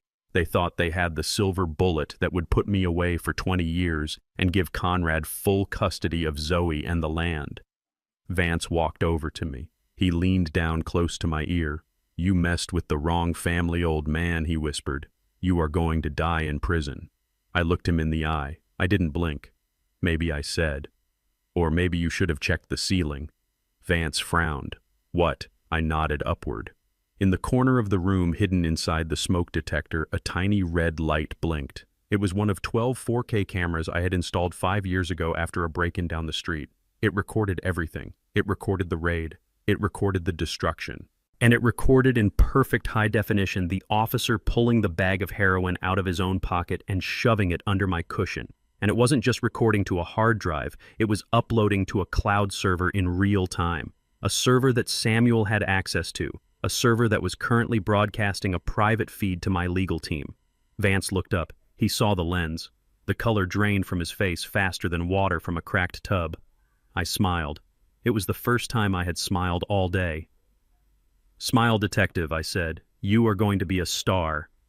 Vance lunged for the camera, tearing the smoke detector off the ceiling and smashing it on the floor. He stomped on it until it was plastic shards. Too late, I said. It is already in the cloud. Vance looked at me with pure, unadulterated hatred. He knew his career was over. He knew he was going to prison. But he also knew he had a gun and I was handcuffed. Get him out of here, Vance screamed, his voice cracking. Get him to the station! Now! They dragged me out of the house. The cameras outside flashed. The reporters shouted. Conrad was still there, shaking his head sadly as I was led away in chains. He looked at me with pity. He thought the drugs had been found. He thought the plan had worked. I looked at him as they shoved me into the back of the car. I didn't shout. I just nodded. Go ahead, Conrad, I thought. Enjoy your moment. Because tomorrow morning I am going to release that video, and tomorrow morning the whole world is going to see exactly what kind of people you really are. The car pulled away. I sat back in the seat. I was going to jail again, but this time I wasn't just an inmate. I was a man with a detonator, and the fuse was already burning. Samuel Diggs walked into the interrogation room 3 hours after I was arrested. He did not carry a briefcase. He carried a tablet. He placed it on the metal table between me and the smug precinct captain who had been trying to get me to sign a confession. Samuel didn't say a word. He just pressed play. The video on the screen was crisp. It was crystal clear 4K resolution. It showed my living room. It showed the officers tearing apart my sofa. And then in slow motion it showed Detective Vance reaching into his own pocket, pulling out a bag of white powder and tucking it under the cushion. The timestamp was undeniable. The angle was irrefutable. The captain's face drained of color. He looked like a man who had just swallowed a stone. "You have 5 minutes to process my client's release," Samuel said, his voice like grinding gears. "Or I will send this to every news station in the state. And Captain, I will also be filing a federal civil rights lawsuit against you personally before lunch." I was out in 10 minutes. They gave me back my belt. They gave me back my shoelaces. They didn't look me in the eye. Vance was nowhere to be seen. He was probably already clearing out his desk or calling a lawyer. I didn't go to the hospital. I went home. I needed to set the stage. I walked into my house. It was a disaster zone. Furniture overturned. Books ripped apart. The drywall punched in. It looked like a tornado had touched down in my living room. I didn't clean it up. I left it exactly as it was. I went to the kitchen. My kettle was one of the few things they hadn't smashed. I filled it with water. I put it on the stove. I waited for the whistle. I made a cup of Earl Grey tea. Then I sat in my favorite armchair, the one Vance had planted the drugs in. I took a sip. It was hot. It was grounding. I took out my phone. I logged into my social media account. I had never used it much, mostly just to keep up with industry news. Today I was going to use it to burn down a reputation. I uploaded the video. I didn't add music. I didn't add a filter. I just titled it "The Truth About the Worthington Raid." I hit post. Then I waited. It took 12 minutes. That is how fast the world moves now. The first 1,000 views came from the neighborhood. Then it jumped to 10,000, then 50,000. The comments rolled in like a tidal wave. They weren't talking about the angry black kidnapper anymore. They were talking about the dirty cop. They were talking about the plant. They were talking about corruption. Justice for Cornelius started trending statewide. I took another sip of tea. I watched the numbers climb. 100,000 views, 500,000. Outside, the noise began to change. The reporters were still there, camped on my lawn like vultures. But the tone of their chatter had shifted. They weren't shouting accusations anymore. They were shouting questions at the police cruisers that were trying to leave the scene. I stood up. I buttoned my flannel shirt. I brushed the dust off my jeans. It was time for the second act. I opened my front door. The flashes went off instantly. It was a wall of white light. I stepped out onto my porch. I didn't raise my hands. I didn't look down. I looked straight at the camera lens of the biggest news van. "Mr. Jefferson, is the video real? Did the police plant the drugs? Where is your daughter?" I held up a hand. The crowd quieted. They wanted a soundbite. They wanted rage. I gave them ice. "My name is Cornelius Jefferson," I said. My voice carried over the lawn without a microphone. "Earlier today I was arrested for kidnapping my own daughter. I was accused of being a drug dealer. You have all seen the video. You know that was a lie. But you do not know the biggest lie." I reached down and picked up a stack of documents Samuel had prepared for me. They were heavy, thick bond paper. "You have been told that the Worthingtons are the victims here," I continued. "You have been told that I am a brute attacking a noble family. But you have not been told who paid for that nobility." I held up the first document. It was a foreclosure notice from 3 years ago, quietly settled out of court. "The Worthington family is bankrupt," I stated. A gasp went through the press pool. The reporters started typing furiously on their phones. "They have zero liquid assets," I said. "Their businesses are shells. Their investments are gone."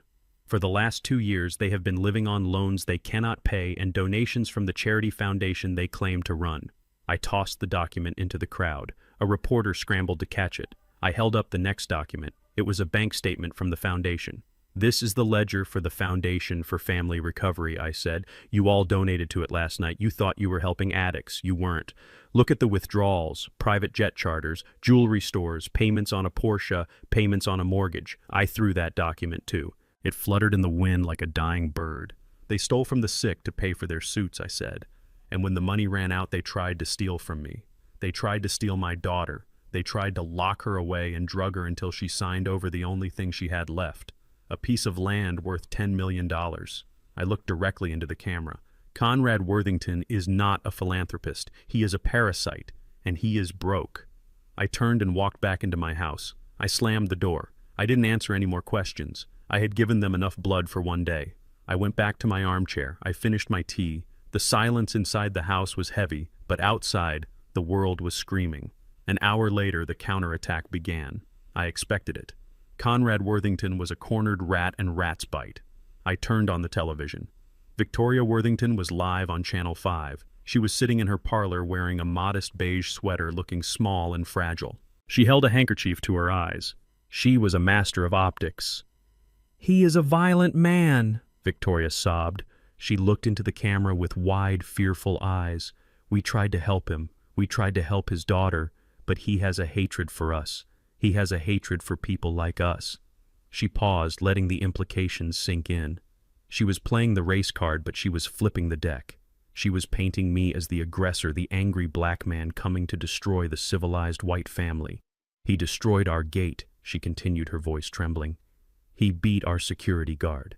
And now he is spreading lies. These documents he shows you, they are forgeries. He is a criminal. He has connections to the underworld. We are terrified. We are prisoners in our own home." She wiped a tear. "We just want our grandson back," she whispered. "We just want to be safe." It was a good performance. It would have worked yesterday. But today the internet had seen a cop plant heroin in my sofa. Today the internet was looking at the bank statements I had released. I picked up my secure phone. I called Arthur at the bank. "Did you see the interview?" I asked. "I did," Arthur replied. "She is very convincing." "Is the paperwork ready?" I asked. "It is," Arthur said. "We own the debt. We own the mortgage. We own the lines of credit." "Send it," I said. "Send what, Cornelius?" "The demand letter." "No," I said. "Send the foreclosure notice. Accelerate the debt. They are in default. They have missed 3 payments on the house in the last 6 months. The previous bank let it slide because of who they are." "I am not the previous bank," Cornelius, Arthur warned. "If we do this, we have to give them notice." "Give them 24 hours, I said. "Tell them they have 24 hours to pay the full balance of the mortgage, $4.5 million. Or we seize the property." "They don't have $4 million, Arthur said. "I know," I replied. "That is the point." I hung up. I walked to the window. The sun was setting. The reporters were still there, editing their footage, preparing for the evening news cycle. Victoria Worthington wanted to talk about being a prisoner in her own home. Tomorrow she wouldn't have a home to be a prisoner in. I sat back down. I felt a deep exhaustion settling into my bones. I missed Zoe. I missed Leo. I wanted to be a grandfather who took his grandson fishing. Instead, I was a general in a war I never wanted. But I would finish it. I would strip them of every layer of protection they had. I would take their money. I would take their reputation. I would take their house. And when they were standing naked in the street, shivering in the cold reality of their own making, then maybe they would understand what it felt like to be powerless. My phone pinged. It was a text from Dante. "Blake is on the move," it read. I stared at the screen. Blake wasn't at the house. He wasn't with his parents. He was out there somewhere desperate and dangerous. "Where is he going?" I typed back. "Unknown," Dante replied. He turned off his location services, but he bought a gun an hour ago. I put the phone down. The game had shifted again. We had moved past money. We had moved past reputation. We were entering the final phase, violence. I checked my own security system. The cameras were recording. The doors were reinforced. But a lock only keeps out an honest man, and Blake Worthington was no longer honest. He was a cornered animal. I stood up and walked to the gun safe in the hallway closet. I dialed the combination. The heavy door swung open. I reached inside and took out my old service revolver. It was heavy, cold steel. I hadn't held it in years. I checked the cylinder. It was loaded. I put the gun on the table next to my teacup. "Come on, Blake," I whispered to the empty room. "Come and get it." The foreclosure notice hit the Worthington mansion like a mortar shell, destroying the facade of their invincibility. But rats do not just die when their nest is destroyed, they bite. Blake Worthington was a man who had never been told no in his entire life, and now he had lost his money, his reputation, and his home. He snapped. My private investigator, Dante, called me at 2 a.m, his voice tight with urgency. The tracker on Blake's phone had gone dark, but not before pinging near the safe house where Victoria and Conrad were hiding. Blake did not go there for comfort, he went there for leverage. I drove to the safe house, my tires tearing up the asphalt. The front door was wide open, a gaping maw in the night. Inside, the scene was chaotic. Victoria was on the floor, clutching a cloth to a bleeding cut on her forehead, her perfectly coiffed hair in disarray. Conrad was shouting into a dead phone, his face purple with rage and fear. "He took him," Victoria sobbed, rocking back and forth. "He took Leo. He said he needed insurance." My heart stopped. He took his own son, a 5-year-old boy used as a bargaining chip by a father who had lost his mind. He was high, Victoria choked out. I could smell the chemical sweat on him. He was crashing Cornelius. He was shaking. He had a gun. He took the silver sedan, the one the bank had not seized yet because it was leased under a shell company. I did not offer Victoria comfort. I did not offer Conrad help. I turned on my heel and walked out. My grandson was in the hands of a desperate addict with a gun, and every second I wasted listening to their whining was a second Leo was in danger. My phone rang at 3:15. The number was blocked. I answered it immediately, my hand gripping the phone so hard the plastic creaked. "Cornelius." Blake's voice was jagged, broken glass, wrapped in panic. "I know you can hear me. Where is he, Blake?" I asked, my voice the eye of the hurricane, calm and deadly. "He is right here," Blake said. "He is sleeping. For now." Then came the sound that haunts me still. A high-pitched, manic laugh that sounded wet and ugly. "I want $10 million, Cornelius. Cash. Unmarked bills. And I want a helicopter at the private airfield in 2 hours. Or Leo wakes up in a world of hurt." "You are digging a hole you cannot climb out of," I said, trying to keep him talking, trying to get a fix on his location. "I am already in the hole," he screamed, his voice cracking. "You put me here. You destroyed my life. You took my house. You took my money. Now you are going to pay for my exit ticket." I heard a small whimper in the background. "Daddy, I want to go home." "Shut up," Blake yelled away from the phone. "Do not hurt him, Blake," I said, my voice dropping an octave. "If you touch one hair on his head, there is no place on earth you can hide from me. 10 million. 2 hours. Or I start sending pieces." The line went dead. Conrad had followed me out to the driveway. He looked old suddenly, his arrogance stripped away by the reality of his son's madness. "Call the police," Conrad demanded, his hands shaking. "Call the FBI. We need a negotiator." "No," I said. "You own the police chief. You have dinner with the FBI director. If I call them, they will turn this into a siege. They will bring snipers. They will surround him. Blake is paranoid and high. If he sees a flashing light, he will kill Leo. He will not hesitate." "Then what are we going to do?" Conrad asked, his voice trembling with the first genuine fear I had ever seen in him. "We cannot just let him run." "I am going to handle it," I said. "My way." I walked away from the broken patriarch. I got into my truck. I did not turn on the ignition immediately. I sat in the dark, breathing in the scent of old leather and dust. I needed a plan that did not involve sirens. I needed an army that did not wear badges. I picked up my secure phone again. I did not call a banker. I did not call a lawyer. I called Big Mike. Big Mike was the head of the Tri-State Transport Union. He was a man I had worked with on the docks 40 years ago, a man whose pension fund I had personally saved when corporate vultures tried to raid it in the 90s. He owed me nothing, but he would give me everything. Cornelius Mike's voice rumbled like a diesel engine. "It is late. I need eyes, Mike," I said. "I need every set of eyes you have on the road. What are we looking for?" "Silver sedan, late model, license plate Bravo Lima 69er, driven by a desperate man, carrying a 5-year-old boy." Mike did not ask why. He did not ask for police reports. He knew that if I was calling at this hour, it was life or death. "Consider it done, brother." Within 10 minutes, the call went out. It was not on the police band. It was on the CB radios. It was on the encrypted dispatch channels of every trucking company, every construction crew, every sanitation fleet in the state. I had built this city, not just the buildings, but the networks. I had hired the men who poured the concrete. I had paid for the weddings of the women who drove the buses. I had stood on the picket lines when the strikes turned violent. They did not know me as the wealthy recluse Cornelius Jefferson.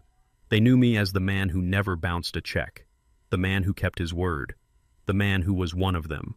The city woke up. Headlights flickered on in truck stops along the interstate. Delivery vans changed their routes to sweep secondary roads. Garbage trucks slowed down to scan alleyways and dead ends. Construction workers on the night shift climbed their cranes to scan the horizon.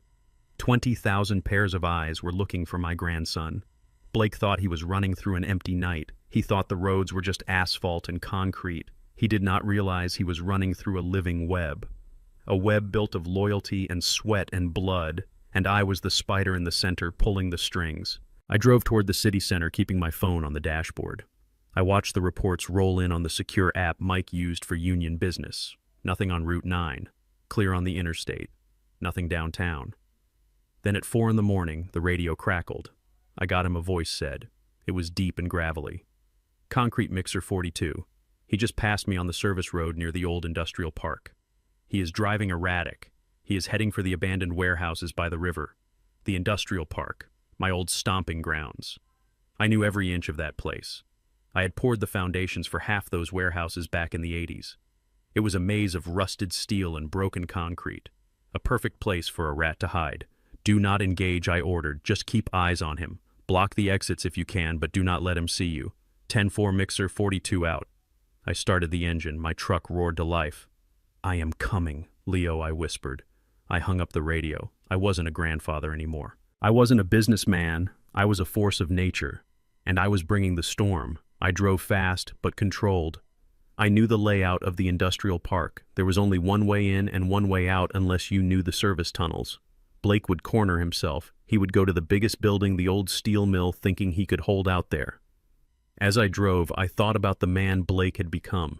He was a product of a system that taught him he could buy his way out of anything. He thought money was power. He thought influence was power.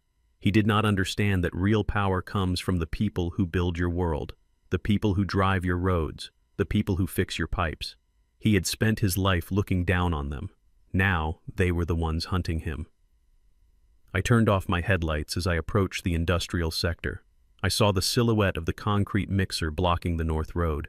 The driver flashed his lights once. I nodded. I pulled into the shadows of a dilapidated warehouse. I checked my revolver one last time. 6 rounds. No safety. I got out of the truck. The air smelled of rust and river water. It was quiet. Too quiet. Then I heard it, a child crying. It was faint, echoing off the metal walls of the old mill. Leo. I moved toward the sound. I moved like a ghost. I had spent years walking on active construction sites, learning to move without disturbing the dust. I reached the main doors of the mill. They were chained shut, but the side entrance was ajar. I slipped inside. The cavernous space was lit by a single work light Blake must have brought with him. He was pacing back and forth on the catwalk 20 feet above the concrete floor. He was shouting into his phone, probably trying to call his father again.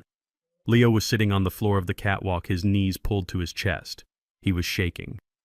I stepped into the light. Blake, I said, my voice echoing through the vast empty space. He spun around, raising the gun. He looked wild. His eyes were wide and bloodshot, his hair matted with sweat. "Stay back!" he screamed. "I will shoot him, Cornelius. I swear to God I will do it." I stopped. I raised my hands slowly. "It is over, Blake," I said calmly. "The police are not coming. Your father is not coming. It is just us." "Where is my money?" he demanded, his gun wavering between me and Leo. "Where is my helicopter?" "There is no money," I said. "There never was." "You are broke, Blake. You have been broke for years." "Liar," he shrieked. "My father has millions." "Your father is leveraged to the hilt," I said, taking a slow step forward. "I own his debt. I own his house. I own this building we are standing in. There is nothing left, Blake. It is all gone." He staggered back as if I had hit him. The reality of his failure was finally piercing the drug-induced haze. "No," he whispered. "No. I am a Worthington. You are a criminal," I said. "You killed a girl. You drugged your wife. You kidnapped your son. That is your legacy now." He looked at Leo. Then he looked at me. His face crumpled. "Then I have nothing to lose," he said, raising the gun to his own head. "No," I shouted, taking another step. But he didn't pull the trigger. He laughed. A low, sobbing laugh. "You want him," he said, pointing the gun back at Leo. "Come and get him." He grabbed Leo by the collar of his shirt and dragged him to the edge of the catwalk. The railing was rusted and broken. It was a 20-foot drop to the concrete. I froze. "Let him go, Blake." "You come up here," he said. "You come up here and trade places. You want to be the hero. Be the hero." I looked at the rusted stairs. I looked at my grandson's terrified face. "Okay," I said. "I am coming up." I walked to the stairs. My knees ached. My heart hammered. But I climbed. I climbed toward the man who had destroyed my family, and I prayed that I had one good fight left in me, because only one of us was walking out of this mill alive, and it wasn't going to be him. The metal stairs groaned under my weight as I ascended toward the catwalk. Every step was a battle against gravity and 68 years of wear and tear on my knees, but I did not stop. I kept my eyes locked on Blake Worthington. He stood 20 feet above the concrete floor, swaying slightly, his expensive suit ruined by sweat and grime. He held my grandson by the back of his shirt, dangling him over the edge like a rag doll. Leo was not crying anymore. He had gone silent with terror, his small hands gripping Blake's wrist, his eyes wide and fixed on me. I reached the top of the landing. The catwalk was narrow, rusted, and illuminated by the harsh yellow glow of the worklight Blake had hung from a beam. We were suspended in the darkness of the abandoned mill, a steel cage where the only law was gravity. Blake pointed the gun at me, then at Leo, then back at me. His hand was shaking so violently the barrel blurred. "Stop right there, Cornelius," he screamed, his voice cracking. "Do not take another step or I drop him. I swear I will drop him." I stopped. I was 10 feet away. Close enough to see the dilated pupils in Blake's eyes. Close enough to smell the acrid stench of fear and withdrawals radiating off him. He was crashing hard. The drugs were leaving his system and reality was rushing in to fill the void. He looked at me with a mixture of hatred and desperate pleading. He wanted me to save him and he wanted to kill me. "Let the boy go." "Blake," I said, keeping my hands open and visible. "This is between you and me. Leo has nothing to do with this." "He has everything to do with this," Blake spat. "He is my insurance. He is the only reason you are not shooting me right now.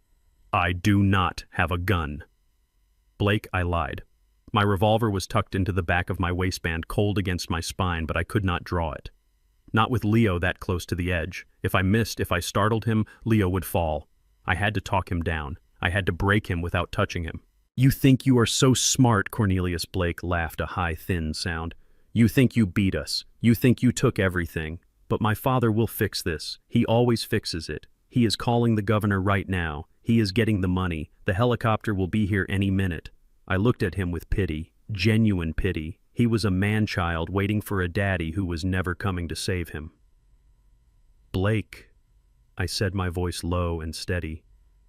"Your father is not calling the governor." "Shut up," Blake yelled. "You do not know him. He is Conrad Worthington. He runs this state. Your father is at Teterboro Airport." "Blake," I said. "He filed a flight plan 30 minutes ago. Private charter to the Cayman Islands. One way." Blake froze. The gun lowered an inch. "Liar," he whispered. "He is not alone." I continued pressing the advantage. "Your mother is with him. They cleaned out the wall safe, Blake. They took the emergency cash. They took the diamonds. They left the house 20 minutes after you took Leo." "No," Blake said, shaking his head. "No, they wouldn't. We are a family. They are survivors, Blake," I said. "And they looked at the board and realized you were the liability. They realized the murder charge was going to stick. They realized the fraud investigation was going to touch them. So they cut you loose. You are the sacrifice, Blake. You are the reason they are going to get away." I took a step forward. The metal grating clanged softly. "They left you here to take the fall," I said. "They are probably halfway to the Atlantic by now, drinking champagne and planning their press release about how their troubled son went rogue." Blake's face crumpled. The arrogance drained out of him, leaving only a terrified boy. "That is not true," he whimpered. "Call them. Call my mother." "I cannot call them, Blake," I said. "They turned their phones off. Try it." Blake looked at his phone lying on the floor of the catwalk where he had dropped it. He looked at me. He looked at Leo. The gun wavered. He was losing his grip on the situation. He needed to know. He needed to prove me wrong. "Pick it up," I said. "Call her. Ask her where she is." Blake slowly crouched down, dragging Leo with him. He never let go of the boy's shirt. He picked up the phone with his gun hand, fumbling with the screen. He put it to his ear. I watched his face. I saw the moment the call went to voicemail. I saw him redial. I saw the desperation mount. "Pick up," he muttered. "Mom, pick up. It is me. Please pick up." Nothing. Just the silence of the warehouse and the mechanical voice on the other end. I took another step. 8 feet. "She is not going to answer, Blake," I said softly. "She is gone. You are all alone." Blake dropped the phone. It clattered through the grate and fell 20 feet to the concrete below, shattering into pieces. He stared at the empty space where it had been. His world had just ended. The illusion of the Worthington dynasty, the safety net he had relied on for 35 years, had snapped. He looked up at me. His eyes were wet. "They left me," he whispered. "They actually left me." "They did," I said. "But I am here, and I am not leaving. Give me the boy, Blake. It is over." He looked at Leo. For a second I thought he was going to do it. I thought he was going to hand him over and surrender. I saw his muscles relax. I saw the gun point toward the floor. But then the madness snapped back. It wasn't the drugs this time. It was the despair. It was the realization that he was going to prison for the rest of his life, and that the people he worshipped had betrayed him. His face twisted into a mask of pure nihilistic rage. "If I am going down," he hissed, raising the gun again, "I am taking everything you love with me." He didn't point the gun at me. He pointed it at Leo's head. "No!" I shouted. Blake's finger tightened on the trigger. His eyes were wide, vacant, and deadly. He was going to do it. He was going to kill his own son just to hurt me. I did not think. I did not calculate. I just moved. I lunged forward, covering the 6 feet between us in a heartbeat. I didn't reach for the gun. I reached for Leo. I threw my body between the weapon and my grandson, wrapping my arms around the boy and twisting my back to the threat. The gunshot was deafening. It sounded like a cannon going off in a closet. The muzzle flash blinded me. I felt a sledgehammer hit my left shoulder, spinning me around. The impact stole the breath from my lungs. I fell hard against the railing, clutching Leo to my chest. Grandpa Leo screamed. I hit the metal grate. My shoulder was on fire. A burning, tearing pain radiated down my arm and up my neck. I looked down. My shirt was already soaked in dark red blood, but Leo was safe. He was crying, but he was whole. I looked up. Blake was standing over us, the gun smoking in his hand. He looked shocked, as if he hadn't expected the gun to actually fire. He stared at me, then at the gun, then at me again. He raised the weapon for a second shot. I reached for my revolver, but my left arm wouldn't move. It was dead weight. I fumbled for my waist with my right hand, but I knew I was too slow. Blake was going to finish it. "Goodbye, Cornelius," he whispered. Then the warehouse doors exploded. It wasn't the police. It was Samuel's private security team. They didn't shout warnings. They didn't ask for surrender. They operated with military precision. 3 men in tactical black gear burst through the side entrance. They moved like shadows. "Drop it," one of them commanded, his voice amplified and terrifying. Blake spun around, distracted. That was all the time they needed. A single shot rang out from the ground floor. It wasn't a lethal round. It was a beanbag round fired from a tactical shotgun. It hit Blake squarely in the chest. He folded like a lawn chair, dropping the gun and gasping for air. He fell backward, hitting the metal grate with a hollow thud. Before he could recover, the security team was on him. They swarmed up the stairs, boots clanging on the metal. 2 of them pinned Blake to the ground, zip-tying his hands and feet before he could draw a breath. The 3rd man, a giant with a medic's patch on his vest, knelt beside me. "Mr. Jefferson," he said, pressing a gauze pad to my shoulder. "Stay with me." I looked at Leo. He was clinging to my good arm, burying his face in my chest. "Is he okay?" I rasped, the taste of copper in my mouth. "He is fine, sir," the medic said, checking Leo quickly. "Not a scratch. You took the hit." I looked over at Blake. He was screaming now, thrashing against the restraints, cursing his parents. cursing me, cursing the world. He looked small. He looked pathetic. The medic applied pressure to my wound. The pain was blinding, white-hot and sharp, but beneath it I felt a profound sense of peace. "It is over," I whispered to Leo, stroking his hair with my trembling hand. "It is all over." Samuel walked into the warehouse a moment later. He was wearing a trench coat over his pajamas. He looked at the scene, the blood, the subdued gunman, the terrified child. He walked up the stairs and stood over me. "The ambulance is 2 minutes out, Cornelius," he said, his voice shaking slightly. "Did you get them?" I asked, gritting my teeth against the pain. "We got them," Samuel confirmed. "Airport security detained Conrad and Victoria at the gate. Their passports were flagged. Your bank froze their assets mid-transaction. They are in custody." I closed my eyes. The fire in my shoulder was spreading, but so was the victory. "Good," I said. Blake was still screaming as they dragged him down the stairs. "I am a Worthington. You cannot do this to me." I opened my eyes and looked at him one last time. "You are nothing. Blake," I said, my voice weak but carrying through the silence. "You are just a man who owes a debt, and I am here to collect." The medic loaded me onto a stretcher.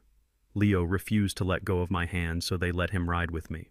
As they carried me out into the cool morning air, I looked up at the sky. The sun was rising, painting the clouds in shades of gold and purple. I was bleeding. I was broken. I was exhausted. But I had my grandson, and the Worthington Empire was nothing but ash in the wind. "We won, Leo," I whispered as the darkness at the edge of my vision began to close in. "We won." While the paramedics were cutting the blood-soaked shirt off my back in the back of the ambulance, my lawyer Samuel was receiving a play-by-play of the scene unfolding at JFK International Airport.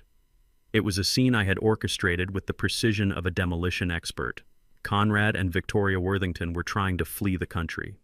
They had booked 2 first-class tickets to the Cayman Islands on a commercial flight because their private charter had been grounded by a lien I placed on the aircraft an hour earlier. They were standing at the check-in counter, surrounded by Louis Vuitton luggage, trying to look like a power couple going on a holiday rather than 2 fugitives running from the wreckage of their lives. According to the report, Conrad handed the ticket agent his platinum credit card with the air of a man who owns the airline. He was sweating, though. His eyes were darting around the terminal, looking for police, looking for creditors, looking for me. The agent swiped the card. She frowned. She swiped it again. I can imagine the look on Conrad's face when she looked up and said, "I am sorry, sir, but this card has been declined." Conrad must have laughed that nervous, high-pitched laugh of his. "Try it again," he would have demanded. "There is a mistake. I have $1 million limit on that card."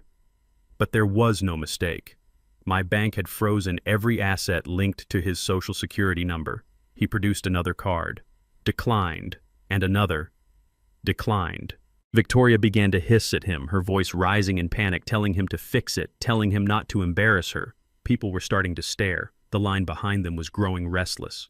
Finally, in a fit of desperation, Conrad pulled out a stack of cash from his briefcase. "Here," he shouted, throwing the bills on the counter. $5,000. Just give us the boarding passes." That was the mistake. Large cash transactions at an international terminal trigger protocols. The agent signaled security. Then came the passports. Conrad had paid a forger $10,000 for 2 expedited passports under false names. They were high-quality fakes, the kind that might fool a hotel clerk, but they do not fool the Department of Homeland Security database. The agent scanned them. A silent alarm tripped in the TSA office. Within seconds, 4 federal agents materialized from the crowd. They did not ask politely. They did not care about Conrad's golf handicap or Victoria's charity galas. They grabbed Conrad by the arms and slammed him against the ticket counter. Victoria screamed, claiming she was being assaulted, claiming she knew the governor, claiming they were making a terrible mistake. The entire terminal watched as the great Worthington matriarch was handcuffed, face pressed against the cold linoleum floor, her skirt hiked up, her dignity stripped away. They were dragged out screaming, leaving their expensive luggage spinning on the carousel. They didn't make the flight. They made the news. 12 hours later, I walked into the county detention center. My left arm was in a sling strapped tight against my chest. The bullet wound throbbed with a dull, heavy ache that radiated up my neck. but the pain kept me sharp. It reminded me why I was there. I had refused the strong painkillers. I wanted to be clear-headed. I wanted to remember every detail of this conversation. Samuel tried to stop me. He told me to go home and rest. He told me the lawyers would handle it. But this was personal. I needed to see her. I needed to look her in the eye one last time. The guard led me to the visitation room. It was a small concrete box divided by a thick pane of plexiglass. The air smelled of industrial cleaner and sweat. I sat down on the metal stool, my bones protesting the hard surface. A moment later, the door on the other side opened. Victoria walked in. She was wearing an orange jumpsuit that hung loosely on her frame. Her hair, usually sprayed into a helmet of perfection, was flat and greasy. Her makeup was gone, revealing the lines of age and bitterness etched into her face. But her eyes were the same. They were cold, hard, and filled with a venomous arrogance that even a jail cell could not extinguish. She sat down. She looked at my sling. She looked at my face. She did not look ashamed. She looked furious. "You look terrible, Cornelius," she said, her voice tinny through the speaker. "I hope it hurts." "It hurts less than losing a child," I replied, my voice steady. "You should know. You threw yours to the wolves to save yourself." She scoffed. She leaned forward, her breath fogging the glass. "You think you have won, don't you? You think because you have some money and some dirty connections you can destroy us? You are a fool. This is a misunderstanding. Conrad is making calls right now. We have friends in Washington. We have friends in the State House. By tomorrow morning we will be out on bail, and you will be facing a lawsuit for malicious prosecution that will bankrupt you." She truly believed it. She lived in a bubble of privilege so thick she could not see the walls closing in. She thought the rules simply did not apply to people with her last name. "There is no bail, Victoria," I said. The judge denied it. "Flight risk. You were caught with fake passports and $10,000 in cash. You aren't going home." She laughed, a sharp, jagged sound. "A technicality. Our lawyers will crush it." "You have nothing on us, Cornelius." Blake went crazy.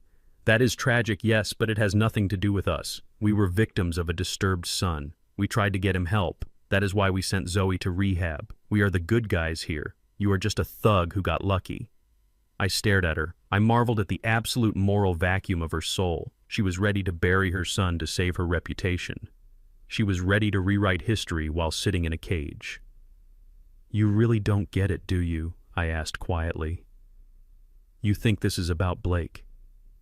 You think this is about the kidnapping. It is about whatever you framed us for," she spat. I reached into my bag with my good hand. I pulled out a thick red folder. Samuel had compiled it overnight, working with a team of forensic accountants and investigators who owed me favors. It was heavy. It landed on the metal ledge with a solid thud. I opened it and pressed the first page against the glass. "Do you recognize this, Victoria?" I asked. She squinted. It was a bank transfer record. A wire transfer from a construction firm to a shell company registered in her name, dated 15 years ago. "I don't know what that is," she said, dismissing it. "It is a bribe, Victoria," I explained. $50,000 paid to your husband when he was a judge to dismiss a negligence lawsuit against a developer who used substandard concrete. A building collapsed 2 years later. 3 people died. Conrad bought a boat the next week." She paled slightly but kept her chin up. "You cannot prove that." I turned the page. "Here is another one," I said, and another. 20 years of bribes, Victoria. 20 years of selling justice to the highest bidder. Conrad didn't make his money investing. He made it by keeping criminals out of jail and putting innocent people in. We have the ledgers, we have the emails, we have the witness statements from the bagman who delivered the cash. Her hands started to tremble. She clasped them together, trying to hide it. "That is Conrad's business," she whispered. "I knew nothing about it. I am just a wife." I turned to the next section. This one was marked "The Foundation." "And this is your business," I said. "The Foundation for Family Recovery. A beautiful charity. You raised millions over the last decade. But look at the disbursements, Victoria. Look where the money went." I pressed a spreadsheet against the glass. 80% of donations went to administrative costs, I read aloud. Consulting fees paid to companies owned by you. Catering contracts paid to shell companies owned by you. You laundered money through sick people, Victoria. You took money meant for addicts and used it to buy jewelry and remodel your kitchen. That is wire fraud. That is embezzlement. That is tax evasion. And the IRS is very interested in reading this file. Her face went gray. The arrogance began to crack, revealing the terrified old woman beneath. We needed the money, she stammered. The lifestyle. It is expensive. We had to maintain appearances. You do not understand the pressure. I understand greed, I said, closing the folder. And I understand that you are going to federal prison, not for a month, not for a year, for the rest of your life. You are 60 years old, Victoria. With the charges piling up, racketeering, fraud, conspiracy, accessory to murder, you will die in a cell. You will never wear silk again. You will never drink champagne again. You will die alone in a concrete box wearing orange. She stood up. Her chair scraped violently against the floor. No, she screamed, slamming her palms against the glass. You cannot do this. We are the Worthingtons. We are pillars of this community. You are termites, I said, standing up slowly, wincing as my shoulder protested. You ate away at everything good until the whole house collapsed. I looked at her. Tears were streaming down her face now, black streaks of cheap mascara running down her cheeks. She looked at the folder, then she looked at me. She realized there was no way out. She realized her friends in Washington wouldn't touch her now. She realized she was toxic. Cornelius, please, she begged, her voice breaking. Please. I will give you anything. I will sign whatever you want. Just don't give that to the prosecutor. We can make a deal. I picked up the folder. I don't want your money, Victoria, I said. I already have it. I don't want your house. I already own it. There is no deal. This is the bill coming due. I turned my back on her. Cornelius, wait, she shrieked, pounding on the glass. Wait. I am a grandmother. Think of Leo. I stopped. I turned my head slightly. I am thinking of Leo, I said. That is why I am making sure he never sees you again. I walked out of the room. Behind me, I heard her screaming my name. I heard her cursing. I heard her sobbing. It sounded like music. It sounded like justice.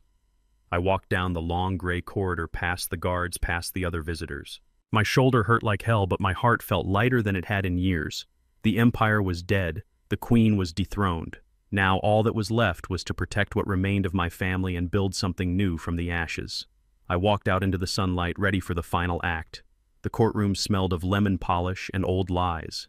I sat in the front row, directly behind my daughter, my arm still in a sling, the bullet wound, throbbing a dull rhythm against my ribs. The pain kept me focused. It reminded me that this was not a television drama. This was a street fight fought with motions and objections instead of fists and bricks. Blake Worthington sat at the defense table. He looked small. The arrogance that used to radiate off him like heat from a sidewalk was gone, replaced by the twitchy desperation of a junkie going cold turkey in a county lockup. He wore a suit that was 2 sizes too big now that he had lost 20 pounds in detention, but he still had that sneer.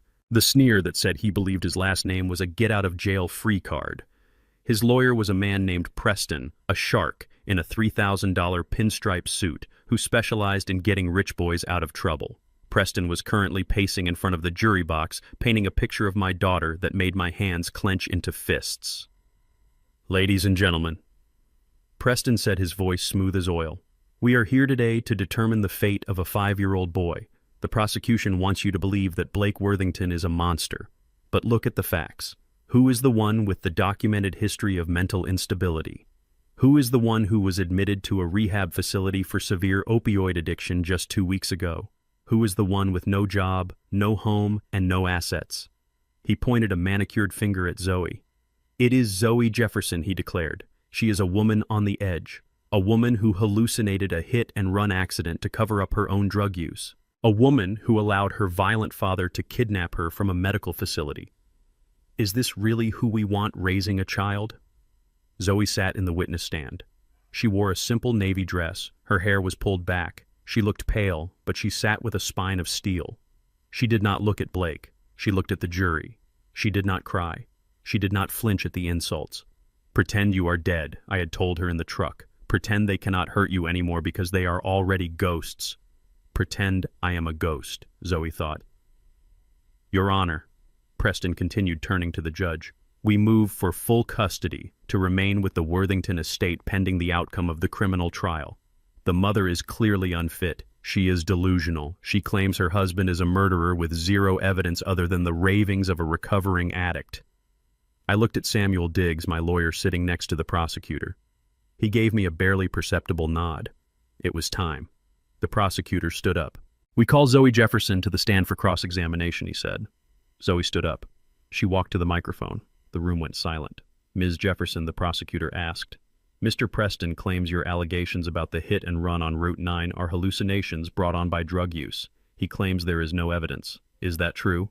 Zoe looked at Preston. Then she looked at Blake. "No," she said clearly. Her voice did not shake. "Do you have evidence?" the prosecutor asked. "I do," Zoe said. She reached into her pocket and pulled out a small black smartphone. It was not her current phone. It was an old model one she had stopped using years ago. Or so Blake thought. "My father gave me this phone 5 years ago," she told the jury. "He installed a panic app on it. It records audio in the background when triggered. It uploads directly to a cloud server my father controls. I triggered it the night of the gala. I triggered it when Blake started driving too fast." Blake's face went white. He stood up halfway, knocking his chair back. "That is illegal," he shouted. "She cannot use that." "Sit down." Mr. Worthington, the judge, barked, banging his gavel. Zoe tapped the screen. She held the phone up to the microphone. The audio that filled the courtroom was grainy but unmistakable. It was the sound of a high-performance engine roaring. Then Blake's voice slurred and angry. "You are useless, Zoe. You are just like your father. Small." Then a scream, a sickening thud, the sound of glass shattering. "Oh, God, Blake, stop," Zoe's voice on the recording screamed. "You hit her! You hit her!" "Shut up the recording," Blake yelled. Then the sound of the car speeding up, the sound of a phone call being made. "Dad, it is me. I messed up. I hit someone. No, I cannot stop. I am drunk, Dad. You have to help me." The jury was frozen. The stenographer stopped typing. Then came the second clip. This one was quieter. It was the sound of a room with good acoustics. "Listen to me, you stupid girl." This was Victoria Worthington's voice. Cold, imperious. "Blake has a future. You do not. You are going to tell the police you were driving. You are going to say you swerved to avoid a deer. If you do not, we will take Leo. We will bury you, Zoe. We will make you look so crazy no one will ever believe a word you say. Do you understand me? You are a nobody. We own this town." Zoe stopped the playback. The silence that followed was heavy. It was the sound of a narrative shattering into a million pieces. Preston, the defense lawyer, looked like he had been slapped. He shuffled his papers, trying to find a technicality, trying to find a way out, but he knew it was over. The jury wasn't looking at Zoe as an addict anymore. They were looking at Blake as a killer. Blake had his head in his hands. He was shaking. He wasn't crying for the girl he killed. He was crying for himself. The prosecutor let the silence hang for a long moment. "No further questions, Your Honor." Zoe stepped down. She walked back to her seat. She passed Blake. He didn't look up. But we weren't done. The criminal case was sealed, but the custody battle and the civil suit for damages were still on the table. Preston wasn't ready to give up completely. He stood up, straightening his jacket, trying to salvage some dignity for his client. "Your Honor," Preston said, his voice strained. "While the recording is disturbing, it does not change the financial reality. Ms. Jefferson has no home. She has no income. She has been living in a hotel paid for by her father. The Worthington estate, despite the current legal troubles, is a stable environment. It is Leo's home. It is a historic property that has been in the family for generations. We argue that Leo should remain in the familiar surroundings of his home under the care of court-appointed guardians until his mother can prove financial independence. He was playing the poverty card. He was betting that the judge would hesitate to give a child to a woman with no assets. I stood up. Samuel tried to grab my arm, but I shook him off. I didn't need a lawyer for this. I needed to be a father. Your Honor, I said, my voice booming in the quiet room, I would like to address the issue of the Worthington estate. The judge looked at me over his glasses. Mr. Jefferson, this is highly irregular. You are not a party to this specific motion. I am the party who holds the deed, Your Honor, I said. Preston laughed. A nervous, incredulous laugh. That is impossible. The Worthington estate is worth $5 million. It is held in a trust. It was held in a trust. I corrected him, walking toward the bench, until the trust defaulted on the mortgage payments 3 months ago. The bank initiated foreclosure proceedings last week. I pulled a thick document from my jacket pocket. It was blue-backed and stamped with the county seal. And yesterday morning, I bought the debt, I said. I paid the bank $4.5 million in cash. I foreclosed on the property at 9 a.m. I slapped the deed onto the defense table right in front of Blake. "The house does not belong to the Worthingtons anymore," I said. "It belongs to me." Blake stared at the paper. He read the legal description. He saw my signature on the buyer line. His eyes bulged. You bought my house," he whispered. "I didn't buy your house, Blake," I said, leaning in close. "I bought my daughter's house." I turned to the judge. "Your Honor, I have already executed a quitclaim deed. I have transferred full ownership of the property located at 142 Crestview Drive to Zoe Jefferson. She is not homeless. She owns the mansion this man is sleeping in." I turned to Zoe. She looked shocked. She didn't know I was going to do this. "It is yours, baby," I said. "Every brick, every room, every blade of grass." Zoe stood up. She walked over to the table. She looked at the deed. Then she looked at Blake. For years, this man had made her feel small in that house. He had made her feel like a guest in her own life. He had made her ask permission to change the drapes. He had made her afraid to walk on the expensive rugs. Now she owned the rug he was standing on. Zoe picked up the deed. She looked at Preston. "Get them out," she said. Her voice was cold. It was the voice of a woman who had walked through fire and come out made of iron. "Excuse me," Preston stammered. "My in-laws," Zoe said. "Victoria and Conrad, I know they are in jail right now, but their staff is still there, their clothes are still there, their furniture is still there. I want it all gone." She looked at Blake. "And you," she said, "you are evicted, you are trespassing, but that is my home." Blake cried, tears streaming down his face. "I grew up there." "Not anymore," Zoe said. "Now it is Leo's home, and you are not welcome in it." She turned to the judge. "Your Honor, since I own the residence where my son has lived his entire life, and since I have no criminal record, and since the father is an admitted murderer, I move for immediate and sole custody of Leo Worthington, and I request a permanent restraining order barring Blake Worthington and his parents from setting foot on my property." The judge looked at the deed. He looked at the shaken defense lawyer. He looked at the broken man at the defense table. He banged his gavel. Motion granted. Sole legal and physical custody is awarded to Zoe Jefferson. The defendant is ordered to vacate the property immediately. Court is adjourned. The sound of the gavel was the sweetest sound I had ever heard. Blake collapsed into his chair, sobbing. He had lost his freedom. He had lost his son. And now he had lost the only thing that gave him any sense of worth, his name and his house. I walked over to Zoe. She wasn't looking at Blake. She was looking at the deed in her hand. "Thank you, Dad," she whispered. I put my good arm around her. "Let's go home," I said. "Your home." We walked out of the courtroom.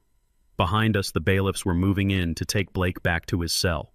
He was screaming something about unfairness, something about his rights. No one was listening. Outside, the sun was shining. It was a bright, clear day. The war wasn't over yet. There were still loose ends to tie up. There was still a charity to dismantle and a legacy to erase. But the hardest battle was won. We got into my truck. "Where to?" Dad, Zoe asked. "To the estate," I said, starting the engine. "I want to see you change the locks, and I want to help you throw Victoria's portrait into the dumpster." Zoe smiled. It was the first real smile I had seen on her face in years. "Let's do it," she said. I drove toward the hills. For the first time in a long time, I didn't feel like a contractor or a fighter. I just felt like a dad, and that was enough. 3 days after the trial ended, the real reckoning began. It did not happen in a courtroom with a judge and a stenographer. It happened in the cold concrete reality of the state penitentiary where Blake Worthington was being processed. He thought he was safe. He thought that because he was a Worthington, he would be placed in a minimum security wing with white-collar criminals who played tennis. He was wrong. The moment the guilty verdict was read, his protection evaporated. The cartel lenders he owed $5 million to did not care about appeals or legal motions. They cared about payment. And since Blake could no longer pay with money, he had to pay with flesh. I received the report from a contact inside the corrections department. Blake had been in general population for less than 6 hours when it happened. He was cornered in the shower block. There were no cameras there. 3 men approached him. They did not have shivs. They had fists. They delivered a message from the investors Blake had defrauded. They broke his ribs. They broke his nose. They shattered his orbital socket. When the guards found him, he was curled in a fetal position, sobbing not for his lawyer but for his mother. He was moved to protective custody in the infirmary, but the damage was done. The word was out. Blake Worthington was not a protected prince anymore. He was a target. He would spend the next 20 years looking over his shoulder, jumping at shadows, living in a constant state of terror. It was a cruel fate, but it was the fate he had carved for himself when he decided to treat human lives as collateral. While Blake was learning the laws of the prison yard, his parents were learning the laws of survival in the federal detention center. Conrad and Victoria were facing racketeering and fraud charges that carried life sentences. The prosecutor offered a deal. One deal. The first one to cooperate would get a reduced sentence recommendation. The other would die in prison. It took Conrad less than 10 minutes to turn on his wife of 40 years. He sat in the interrogation room, sweating through his orange jumpsuit, and spilled everything. He told the agents that the charity fraud was entirely Victoria's idea.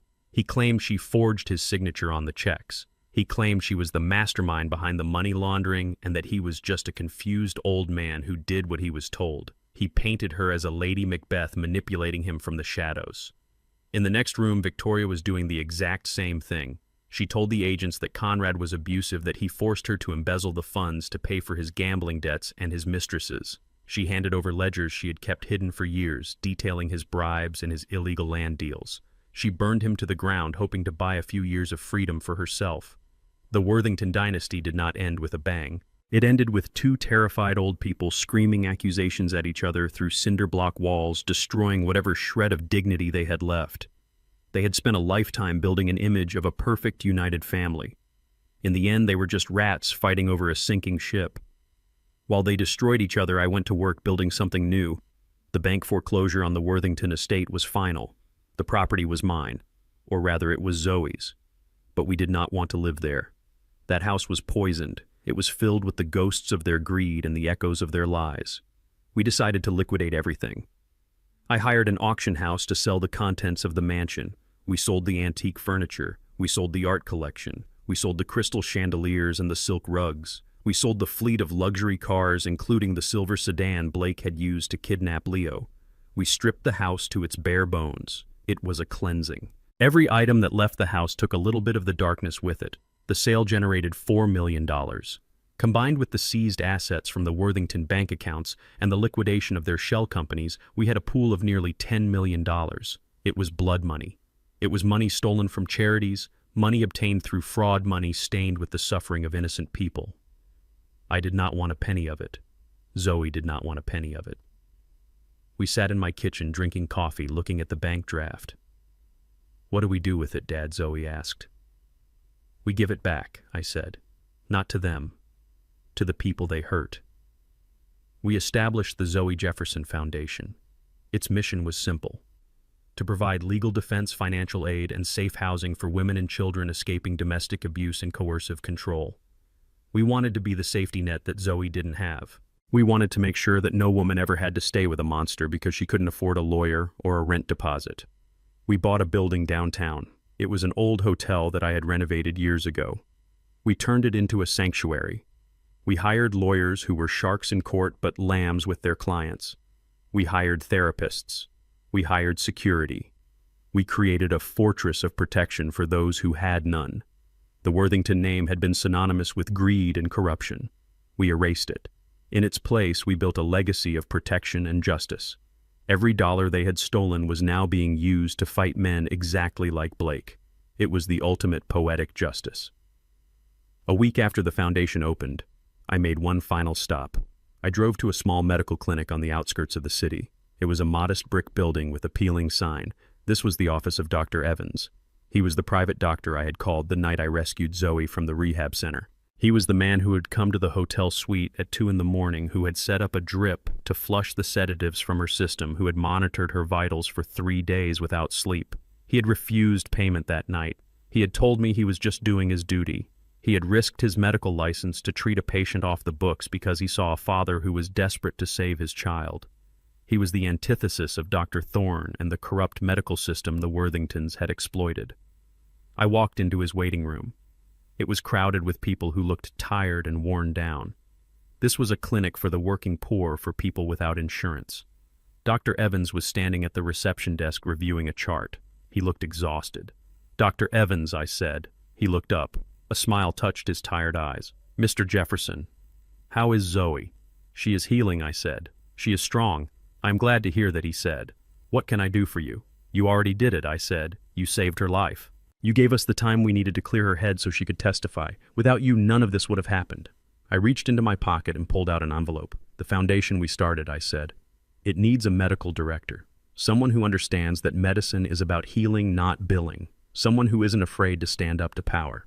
I handed him the envelope. Inside was a contract. It offered a salary triple what he was making now and a grant of $2 million to upgrade his clinic and subsidize care for his patients.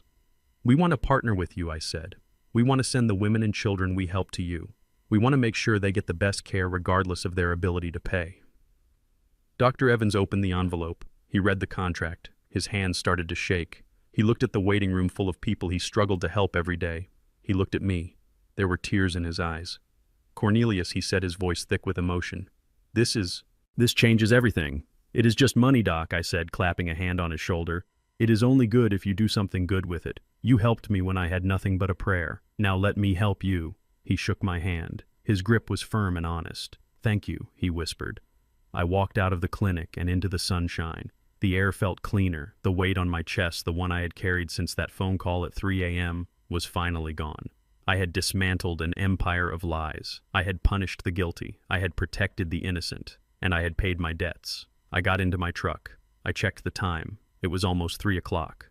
Leo would be getting out of his new school soon. A public school where the kids didn't care about last names. I needed to be there. I needed to be a grandfather. I started the engine and drove away, leaving the past in the rearview mirror where it belonged. The war was over. It was time to live. 1 year later, the view from the 40th floor of the Jefferson Logistics Tower was breathtaking. The city stretched out below a grid of lights and concrete that I had helped build. But I wasn't the one sitting in the CEO's chair. Zoe was. I stood by the window watching her lead the board meeting. She was wearing a tailored cream suit, her hair cut in a sharp professional bob. She did not look like the broken girl I had carried out of that rehab center. She looked like a queen. She was reviewing the quarterly projections for our new affordable housing initiative, pointing out inefficiencies with a laser focus that reminded me so much of her mother. "Gentlemen," she said, her voice clear and authoritative, "we are not cutting corners on the insulation. I do not care what the budget says. We build homes that last. If you cannot make the numbers work, find another supplier. Or I will find another board." The room went silent. Then heads nodded. Pens moved. They respected her. Not because she was my daughter, but because she was formidable. She had taken over the day-to-day operations 6 months ago, and the company had never been stronger. She had taken the pain of the last few years and forged it into armor. Leo was sitting in the corner playing with a toy dump truck on the expensive carpet. He looked up at me and grinned, showing a gap where a baby tooth had fallen out. "Look, Grandpa," he whispered, zooming the truck across the floor. "I am hauling concrete just like you." I smiled. He wasn't afraid of loud noises anymore. He didn't flinch when adults raised their voices. He was a happy, normal 6-year-old boy. The shadow of the Worthington estate had finally lifted from his eyes. Zoe adjourned the meeting. The executives filed out, shaking her hand with genuine deference. She walked over to me and kissed my cheek. "How did I do?" "Dad," she asked, the steel in her voice softening. "You did good, baby," I said. "Better than good. You run this ship better than I ever did." She looked out the window at the city skyline. "I learned from the best," she said. "And Dad, thanks for handling the intake at the foundation this morning. Dr. Evans said we had 3 new families come in for help." "We did," I said. "And we are going to help every single one of them." The Zoe Jefferson Foundation was thriving. It had become a beacon for women trapped in abusive marriages, providing legal aid, housing, and a way out.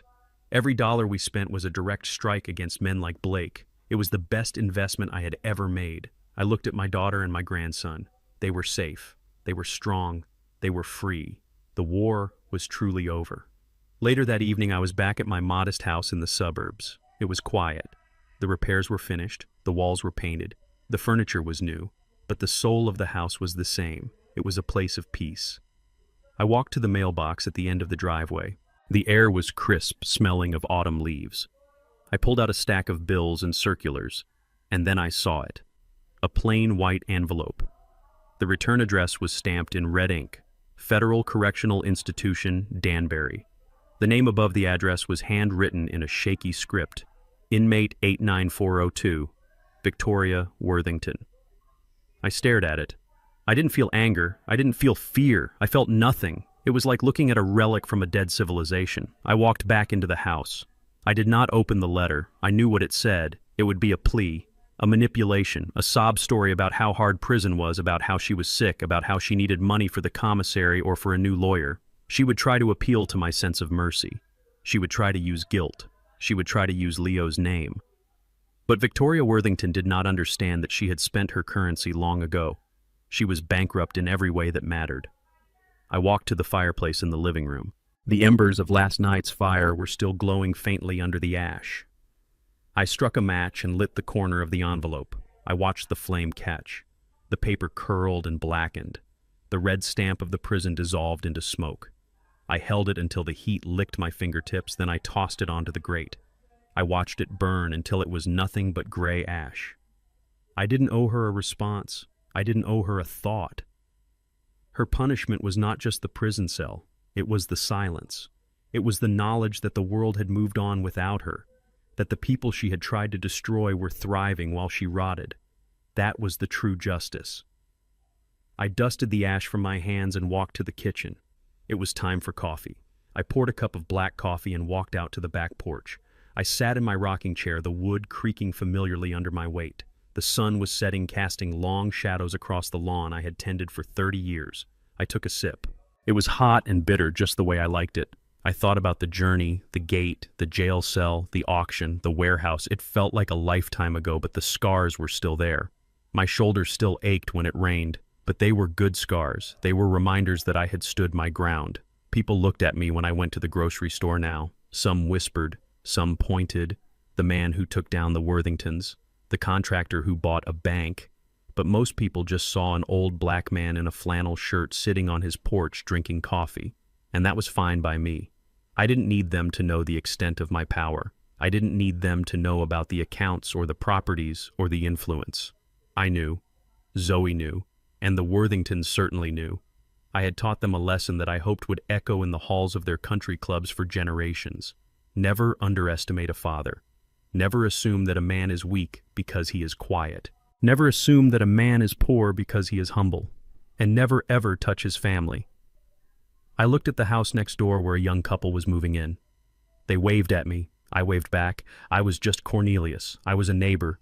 I was a grandfather. But if the devil ever came knocking at my door again, if anyone ever tried to hurt the people I loved, they would find out that the old contractor still had plenty of fight left in him. I took another sip of coffee and watched the stars come out. The world was right. My daughter was a queen. My grandson was a child again. And the monsters were in cages. It was a good night. And tomorrow, I had a garden to tend. Lesson learned. I learned that true power doesn't need to shout. The Worthingtons built their empire on the perception of wealth, but it was hollow. I built mine on concrete loyalty and silence. They mistook my humility for poverty and my patience for weakness. That was their fatal error. Never let anyone define your worth by your zip code or the clothes on your back. Dignity cannot be bought. It must be earned through action. And remember, the most dangerous person in the room is often the one who has nothing to prove to the world but everything to protect for his family. Call to action. Did you enjoy this story of justice? Let me know which city you are listening from in the comments below. If you liked the video, please hit like and subscribe to the channel for more stories like this. See you in the next life story.